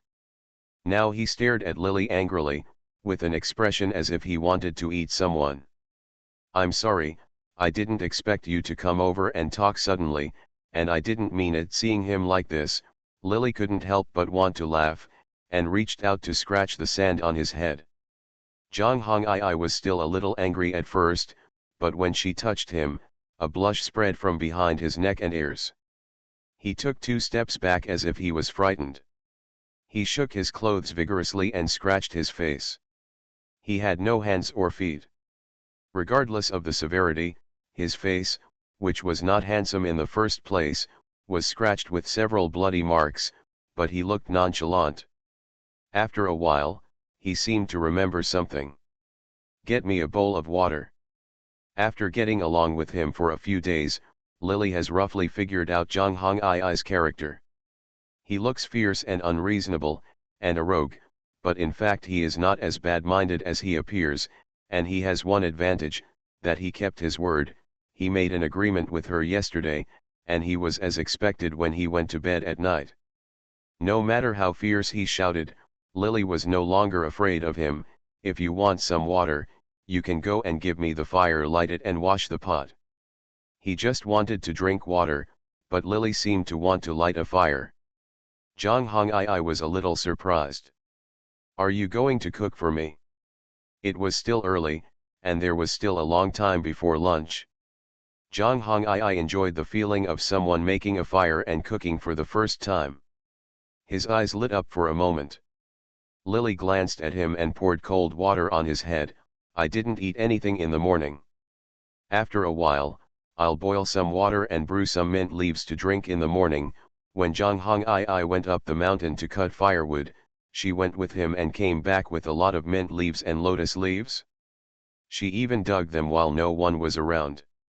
I picked up a few potato plants planted in someone else's field, and I just used them to soak them in water for drinking. Lily's mouth has been dry for the past 2 days, but she doesn't dare to drink raw water. Now she is thirsty. Zhang Hongyi suddenly looked disappointed when he heard that she was not cooking. Drink water, and you are so particular. He was thinking about it, but he still dropped what he was doing and went to light the fire for her. At noon, the two of them drank the leftover porridge from the morning. Zhang Hongyi was used to this kind of life. He only ate to fill his stomach, so after eating, he wiped his mouth and went out to work. Lily drank porridge for several days in a row, but, drinking until your mouth tastes bitter. Except for the porridge with some minced meat cooked by Jong Hongi Ikui on the second day after she entered the mission, she had never eaten anything else. Jong Hongi made a living by killing pigs. He had no plan for his daily life. He would go out to treat people to drinks when he had money. He neither farmed nor had much food at home. Lily looked at the potatoes she had secretly dug in someone else's field in the morning and took them. She took out the knife and sat in the yard peeling. Jong Hongi glanced at her from time to time while he was working. Lily occasionally felt his eyes turning to look, and he lowered his head again. Peel the potatoes and cut them into slices. Apply a small amount of oil and fry them in a pan. Add some salt. Cover the half-cooked rice grains. Pour some water to cover the lid. Lily just adds firewood to the stove. And soon the smell of rice penetrated directly into people's nostrils. It's not a great delicacy, but having a woman in the house makes it different. When Jong Hongi entered the room in a daze, the table was already set with dishes and chopsticks, and the rice in his bowl was filled. Although there was no food on the table, he had to do everything by himself as he used to leave the pot and stove alone as soon as he got home. Taking action, Jong Hongi suddenly pursed his lips. There is indeed a difference when there is a woman in the house. Originally, the two-room house was shabby, and it was too wide for him to live alone. Now that there is only one more person, it seems much more lively. The potatoes were stuffed with rice, golden, and smelled delicious when bitten into his mouth. Something in his heart began to soften. Lily took the bowl and ate it in small bites, watching him put it into his mouth with big mouthfuls. She is good at cooking. Although she only uses simple ingredients, the simpler the ingredients, the more her cooking skills are reflected. The rice dumplings are fried just right, crispy but not burnt when bitten into the mouth. He eats it sweetly, but Lily is after a moment of hesitation. From now on, please don't go out drinking. Hey. You must drink less. After entering the mission plot for several days, this was the first time that Jong Hongi lowered his voice and spoke with a great attitude. To be continued. If you like this work, you are welcome to come.